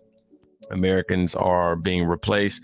Trump will never deport any of these people. They're propping up his beloved US dollar, even with more fake debt. I don't understand what that means. Maybe somebody can elaborate on what they were trying to do right there. But what else we have here? Truth. They're replacing all of us with illegals from third world countries. It's the Great Reset. And we know the reason as to why this is happening as well. It's really up to no surprise. We know what they're trying to do for November. We know what the plan is. We know what the plot is. This is nothing special.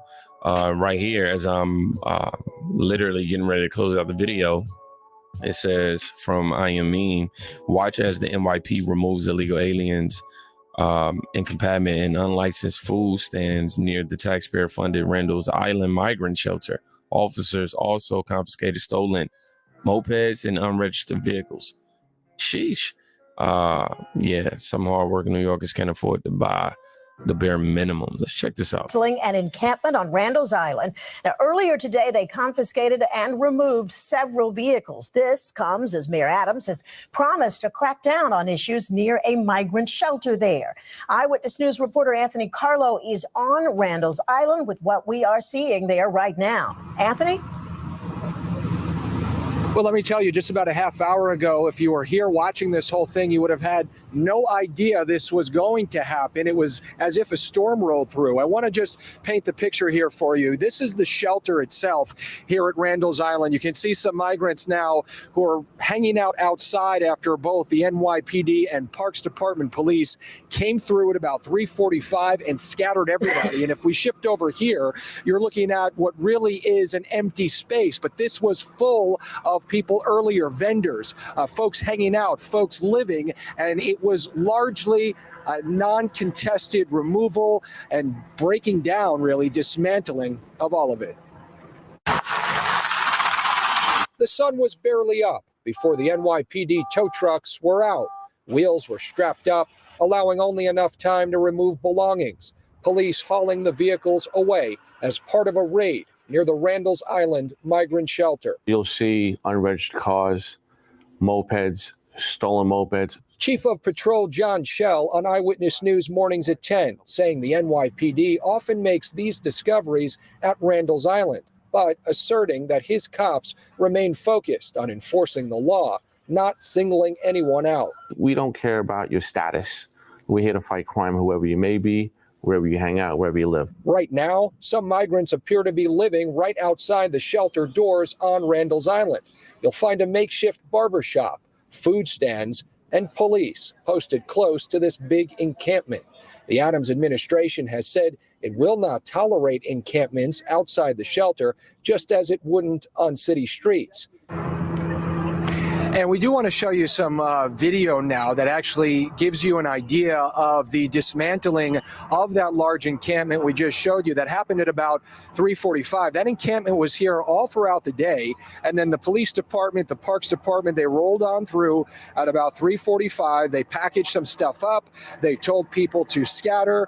All of the migrants and the folks that were hanging out outside of the Randall's Island migrant shelter basically had no other choice but to leave and move along, and they did. There are still some folks hanging outside here now. Again, I had a photographer out here. He witnessed a lot of it. He said that largely it was peaceful. It was non-contested. Again, not a lot of what they really could do in response to the police. If we could bring it back to a live picture, if we have not already done already.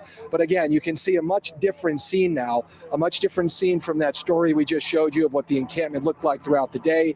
And of course, mostly cleared out. Some NYPD brass still on scene after their patrolmen and the Parks Department cleared it all out about 15, 20 minutes ago. What sucks is my first thought was, is Kamala showing up anytime soon? Because I'm actually doing something about it right now. Makes me just question, like, oh, that means Kamala's going to be, or some Democrat is coming through that area and sometime soon. That's sad to even have to think that. Wow, somebody said, I thought that they was coming here for a better life. They definitely got it. They got cars, they got cribs, you know what I mean? They got barbers, as you can see. They got everything they need, basically for free.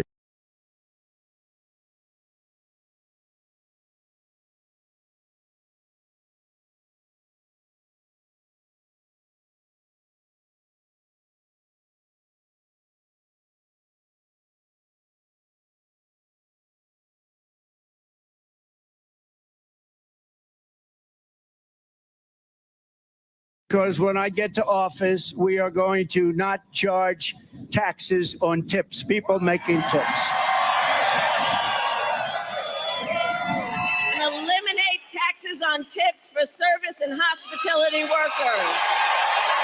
They've been selling the narrative that Kamala is just ranking up the numbers. We're just under 3 months to the election.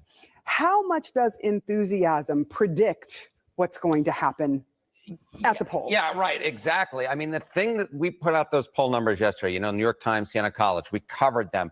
I showed you the Ipsos polling, all of which that showed Kamala Harris with clear momentum, enthusiasm potentially on her side. But I just want to take a step back and sort of point out we've kind of been here before. Whoa, whoa, whoa. You just said you just did this yesterday. You didn't tell us this.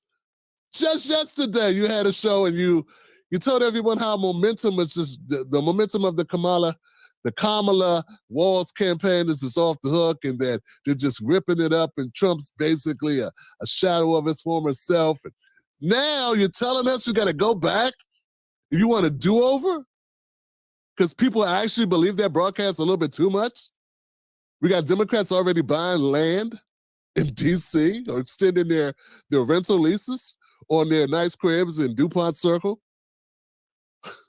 Actually buying, new uniforms for Georgetown Day for their kids, and they might have to move out of the district because it's possible that Donald Trump could win this thing and all this money will be spent for nothing. Don't put all that money on that brownstone in Georgetown, fam. Don't do it just yet. So August 13th, how far were the polls off in Michigan, Pennsylvania, and Wisconsin?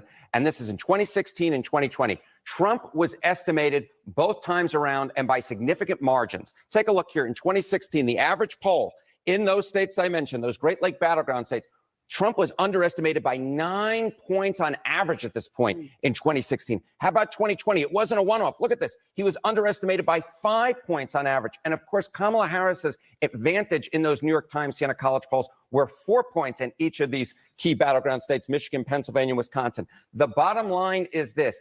If you have any idea, if you're a Kamala Harris fan and you want to rip open the champagne bottle, pop that cork, do not do it. Donald Trump is very much in this race. If we have a polling shift like we've seen in prior years from now until the final result, Donald Trump would actually win. I'm not saying that's going to happen, but I am saying that he is very much in this ballgame based upon where he is right now. Look at him trying to send out a caveat. Look, I'm not going to say that's going to happen, but I'm not saying it's not going to happen. You know what I'm saying? Like, I mean, it could go, it could happen. I'm just saying, we tend to undercount Trump. And we've been quoting for the last 3 weeks these numbers that are undercounting him because, well, all the paper comes first, fam. Remember, this is how you got Donald Trump. You got Donald Trump because greedy networks like CNN, MSNBC, CBS kept giving him all this earned media coverage. Sort of like the coverage you just got on Twitter X. We're going to get to it. What I'm saying is, who said, look, they go one side, then they go the other side. This is how it's done. They're not like me. I'm just like, I can't stand the Democrats. I hate them, because they lie to my people all the time. They manipulate black folks. They use our pain for their gain. That's a good reason to hate somebody, to hate a party. I don't hate the people. I hate the game. But my point is, what they've been doing is greed-driven. It is Democrat-driven, which is also greed-driven, but they want to get paid in more than one way, so they're going to go this way, go that way, go the other way, feign not to be a part of it, pretend to be unbiased, and that's what they've been doing, and that's how you get money on both sides of the ball. Compare that to where he was in prior years. We certainly heard the Harris campaign saying, we have to keep fighting. Absolutely. This is definitely not over. All right. Let's talk about enthusiasm and how that translates actually. We are quite a ways out, again, 3 months about. Yeah, yesterday I was mentioning, the enthusiasm for the Democratic ticket was up. Yep. But that enthusiasm is not the same thing as going out to actually vote. And there's a different question, which essentially says, how certain are you actually going to go out and vote? And this is the top range. Almost certain to vote. Again, Michigan, Pennsylvania, and Wisconsin. This is among registered voters. Look at this. Look at Kamala Harris now compared to where Joe Biden was back in May. In fact, 62% of Joe Biden voters said they were almost certain to turn out and vote. Now, it's gone down. It's actually gone down a little bit. I would call this in the same general area at 61%, but it's basically unchanged. And look at Donald Trump. He was at 58% in May. He's actually gone up a little bit now. He's at 60% now. Again, basically no real change. So the bottom line here is, yes, there may be more enthusiasm for Kamala Harris, but the fact is we're not seeing that necessarily translate in the almost certain vote. And one little other note, Sarah, I will note this. Donald Trump is more popular today than he was on August 13th in either 2020 or 2016. So the bottom line is, yes, Kamala Harris is doing better in the polls, but there's a long way to go. The polls can shift. The almost certain to vote hasn't actually shifted, and Donald Trump is more popular than he was at either 2016 or 2020 at this point. I want to stop right there, guys. Put your foot in this, guys. How in the hell can this guy be more popular now than he was when he won in 2016?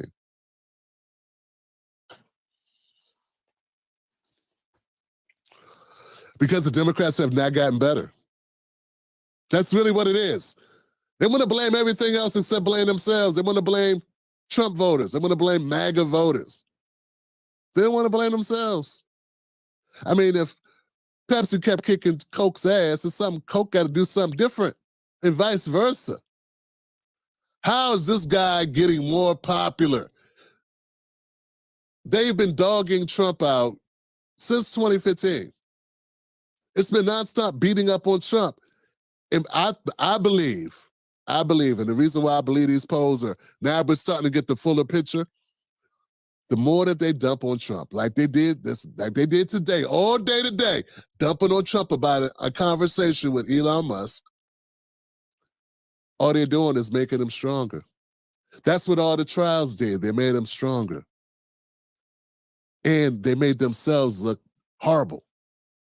See, when you're beating up, when you're bullying, and that's what it seems like. I know they keep saying Trump's a bully. How is he the bully when there's all these networks going against one guy? We got every comedian on late night TV for 8 years. 8 years beating up on one guy. Yeah, I think a big portion of the electorate or voters are going to be like, yeah, I think I like that guy better. Because people love an underdog story. How is he not the underdog? You've been beating up on the guy. You've been more critical of Trump when he's out of office than you were of Biden when he was in office. I mean, the worst thing you did is call him old. That was it. That was the criticism of his governance. That was it. That's all. We got pulling out of Afghanistan. We got funding a couple of wars. We got inflation off the hook. There was a lot of people that expired under Biden due to COVID, and I didn't hear anybody blame Biden. Like, what's going on? So I think the cumulative effect of all of that attention, all that negative attention on Trump only makes Trump. And so when he's talking about enthusiasm, well, the picture that I'm getting is that, yeah, the MAGA voters would walk through a snow blizzard buck-ass naked to vote for Trump. That's what I think. I don't feel that same way, that same type of energy. I know I've been hearing this energy word thrown around a lot. I don't feel that same energy coming from the Democrats.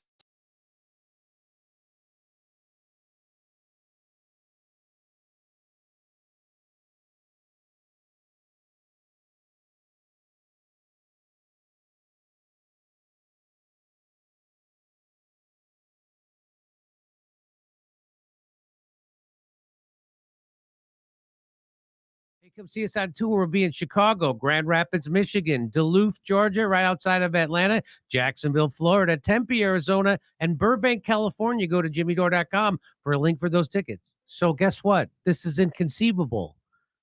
Now that Joe Biden's not running, CNN mentioned Burisma, Ukraine, Enofee company that paid Hunter Biden while Biden was vice president. So you remember all that stuff that was called conspiracy theorists and crazy and the CIA 51, they said you're lying.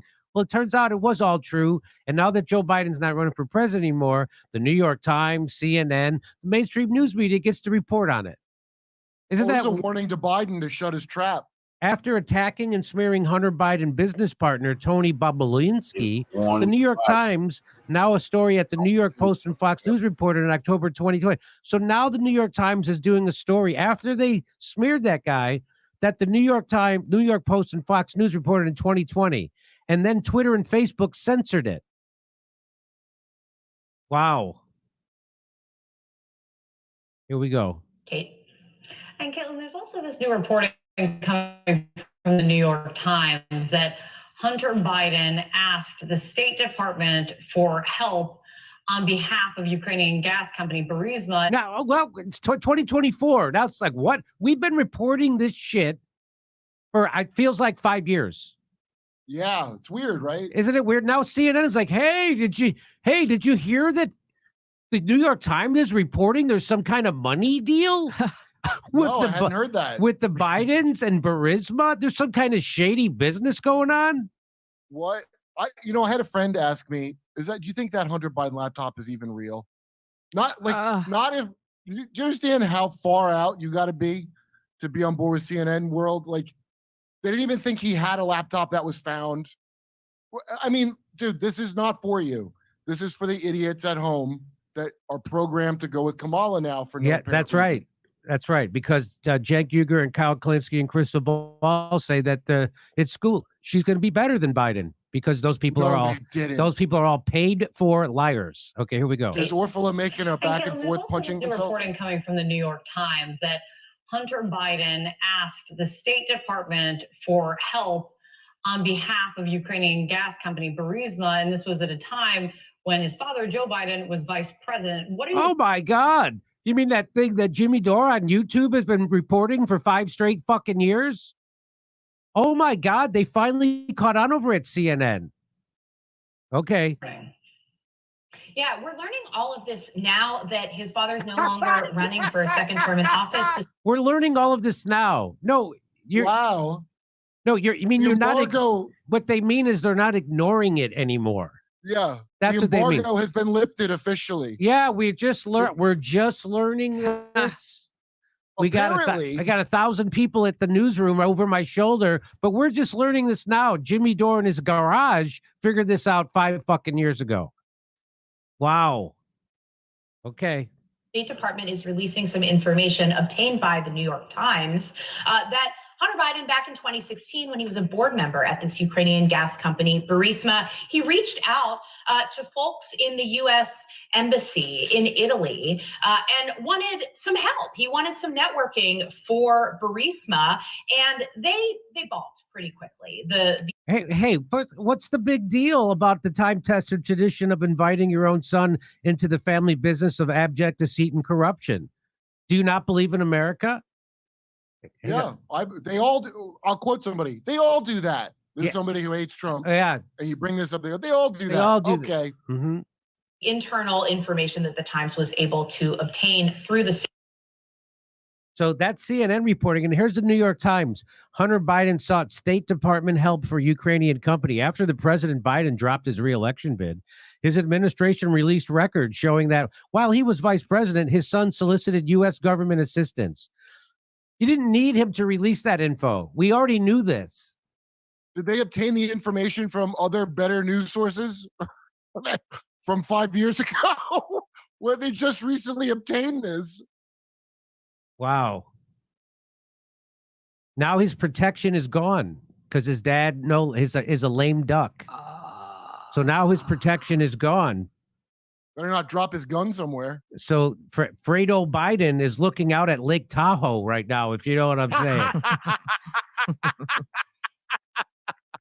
Hunter Biden sought assistance from the U.S. government for a potentially lucrative energy project in Italy. Or you say Italy. I say Italy. Italy, while his father was vice president, according to newly released records. The records which the Biden administration had withheld for years. Imagine if this was Trump. Imagine if this was Trump, had withheld. Could you believe he held those records? I can't believe that he didn't do something like that. What I'm the most shocked at is they didn't find something like this on him. Trump. They certainly looked. I know. So here we go. Indicate that Hunter Biden wrote at least one letter to the U.S. ambassador to Italy in 2016 seeking assistance for the Ukrainian gas company Burisma, where he was a board member who didn't have to show up for work. Am I right about that? Okay, but by the way, it's okay now. CNN has given the all clear. We can all talk about this, Kurt. And when they say that it's corruption, you can completely switch directions in mid-flight. No need to apologize to everyone you belittled for seeing this 5 years ahead of time like we did. You have clearance from your TV news network, and that's like the VIP card to the top floor. Here we go. It certainly is, and I'm worried about when Joy Behar, who pronounces Italy the same way you pronounce Italy, when she finds out she couldn't go on vacation to Italy because of these hijinks with Hunter Biden. All right. The embassy officials appear to have been uneasy. I don't feel easy. With the request. I bet you it was actually easy, and they did not feel uneasy. I bet you they did feel it. with requests from the son of the sitting vice president on behalf of a foreign company. I want to be careful about promising too much, wrote a Commerce Department official based in the U.S. Embassy in Rome, who was tasked with responding. This is a Ukrainian company, and purely to protect ourselves, USG should not be actively advocating with the government of Italy without the company going through the DOC Advocacy Center. Okay. Well, let's do some lines and see what happens, man. So let's go out tonight, do some blow, and we'll work it out. So those what do you call those acronyms? The USG and DOC, they refer to the United States government and a Department of Commerce program that supports American companies that seek business with foreign governments. Wasn't Ron Brown in the Department of Commerce with those other people in that plane that crashed? So I think so. Yeah. So what's the big deal? I mean, isn't that always the way that he did that? He wrote and he tried to get some state officials with a conscience. Isn't that the way it always is? You're trying to get your government to do a little favor for a no-show job you got in the Ukraine because your dad's vice president, and then some state official with the conscience is stepping in and ruining your plans. I don't think it's a conscience, Jimmy. The way I'm reading that, Department of Commerce, when you had Whitney Webb, talking about the bizarre thing of having Ron Brown go through the Department of Commerce, it sounds to me like they're going, hey, there's an established criminal organization to go through. Is this officially sanctioned by the mob? That's how I read that. Well, because I mean, he's not going, that's illegal. He's going, hey, I want to be careful. Hey, this looks like mafia talk. I mean, that's the whole point of sending you all the way over there. So you don't have to act at that ethically when you're that far away from home, Go right? to the DOC. Go to the DOC who normally handles the criminal shit. Yeah. So, I mean, so Abe Lowell, a lawyer for Mr. Biden, said his client asked various people, including the U.S. ambassador to Italy at the time, John R. Phillips, whether they could how do you get to be ambassador to Italy? What do I gotta frickin' do to become the ambassador to Italy? You don't want to know. You don't want to know. Maybe you're right. And I bet he asked various people while high-fiving over a hooker that they were spit roasting. Okay. So they asked this guy, John Phillips, who was the ambassador to Italy at the time, whether they could arrange an introduction between Burisma and the president of the Tuscany region of Italy, where Burisma was pursuing a geothermal project. It just they're known for not being corrupt in that region too. So it's actually, do you know how corrupt that is? That area already. It's already like weird that that's just crazy. So guess what though, Kurt? No meeting occurred. No project materialized. No request for anything in the U.S. was ever sought, and only an introduction in Italy was requested. Mr. Lowell said in a statement, calling the outreach by Mr. Biden a proper request. It probably was. This isn't the State Department. Biden announced proudly, I held the money. So, right? Well, just an overall observation here, Kurt. How blatantly corrupt do you have to be to get rejected by a regional political figure in Italy? Yeah, that's exactly what I'm saying. That's exactly right. Exactly. The State Department did not release the actual text of the letter. Oh, thank God. If they do release it, I will assume it's fake and out of the Putin playbook. A White House spokesman said the president was not aware when he was vice president that his son was reaching out to the U.S. Embassy in Italy didn't know. Just reaching out. Pedophile Peter and his son's phone. He didn't get text from pedophile Peter. Pedo Pete didn't know. The department's release of documents to the New York Times came shortly after President Biden dropped out of the presidential race. Isn't that quite a timing? And as his son prepares to stand trial next month on charges of evading taxes on millions of dollars in income from Burisma and other foreign businesses. Wow. Get ready for a pardon coming. Yep, right. I bet he does pardon Biden's going to get his brain together to get that pardon, I bet he gets that pardon. Mr. Biden's outreach to the U.S. Embassy in Rome on behalf of Burisma which has not been previously reported, echoes other episodes for which he has been criticized for implicitly leveraging his father's political clout to try to advance his foreign businesses. Wow. The embassy outreach was revealed in emails released by the State Department to the Times in response to a request for the public records from officials at the United States Embassy in Romania related to efforts by Mr. Biden and other Americans to assist the real estate developer. What? The request was initially filed under the Freedom of Information Act, or a FOIA, in June of 2021. After nearly 8 months, the State Department had not released any records. About 18 months later, the department moved to close the case after releasing thousands of pages of records, none of which shed light on Hunter Biden's outreach to the United States government. Really? The Times challenged the thoroughness of the search, noting that the department had failed to produce responsive records contained in the cache of files connected to a laptop that Mr. Biden had abandoned at a Delaware repair shop. No responsive records, Kurt? Is that your way of saying that the porn wasn't freaky enough for you? Is that what you're saying? Is that how jaded you are? The department resumed the search and periodic productions, but had produced few documents related to Mr. Biden until the week after his father endorsed his re-election campaign and ended his re-election campaign and endorsed Vice President Harris for the Democratic nominee. Isn't that something how that works? Or the guy who was wearing a Joe Biden skin mask endorsed her? Is that what you're saying? The guy 8 inches taller than him? Or the AI? Or the whatever? And whenever somebody tells you that the timing is completely coincidental, it's right? That's code for them being directly involved with it occurring. That's what I think. The department said they said it was just coincidental. The State Department official said it was coincidental, Kurt. I mean, really? Really? How many of these coincidences are going to pile up over the course of your whole fucking life before you notice it's not a coincidence? A person familiar with the timing said the release of the Italy documents was planned by the State Department weeks before the president announced his decision. I'll bet it was because they prepare way ahead of time in case they got to do what they just did. These mother effers. These mother effers. It's not incompetence, it's malice. It's not incompetence, it's malice. I like how they say a person familiar with the timing. What is that? What is that supposed to mean? Does that sound? You mean like a comedian familiar with the timing? Because this sounds like the whole thing sounds like a comedy bit. It's unreal, man.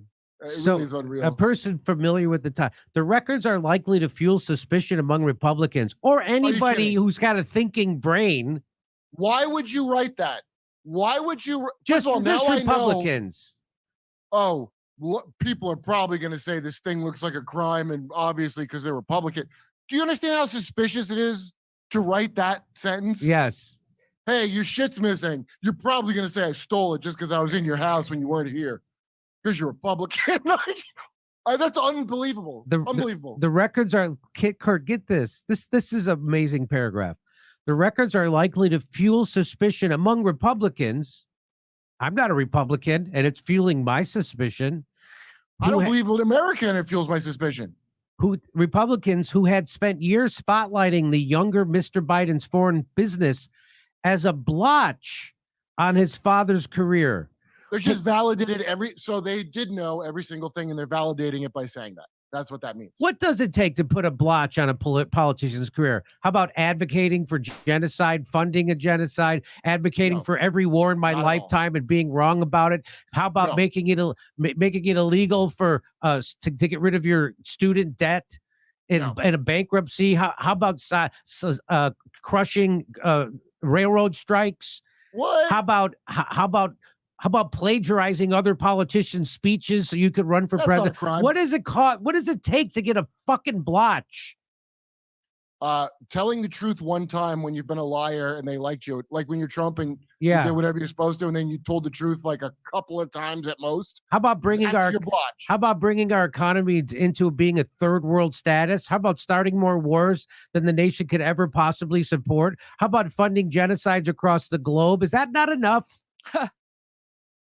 He must have some wash and wear no stain slacks. I mean, if anybody needed them, right? So Kurt, guess what? The Republicans claimed validation when prosecutors hinted at Hunter Biden's exposure last week. Why? Just because they were validated? This is, I think, the biggest political corruption scandal in our history's lifetime. Representative James R. Comer, a Kentucky Republican and the chairman of the Oversight and Accountability Committee, said on Newsmax last week. I don't know. I think probably COVID and the vaccine rollout, lockdowns, masking children, I think all that, lying about the COVID origin, funding the COVID. I think that was probably the biggest. That's probably way bigger. How about the Iraq War? I've already moved on. Sorry, Jimmy. How about 9/11? How about 9/11? How about? Oh, it's in the past.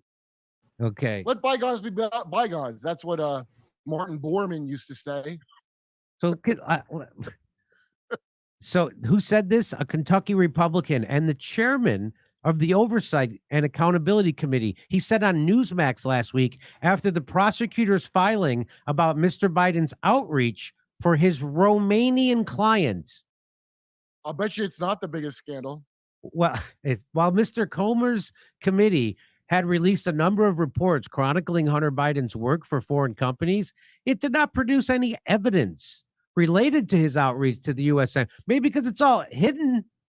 You think? No, I don't think at all. Or do research. Wow.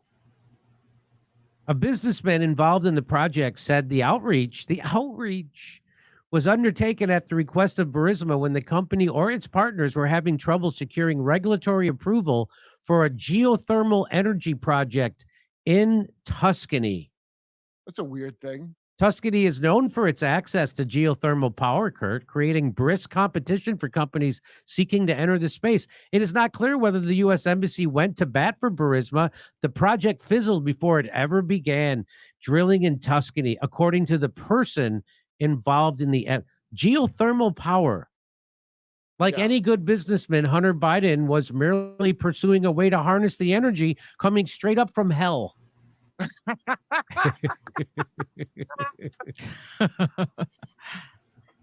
So that's just one little. Hunter Biden has millions of dollars in corruption with China, with Ukraine, with Italy, with Romania. The guy's the whole family is a corrupt. If you think Trump screw up a slam dunk corruption deal, by the way, by doing it wrong? Did he screw this up? I think he did. Why wouldn't this deal go through? You tell. Somehow he screwed it up. Cool, Phil. Follow me.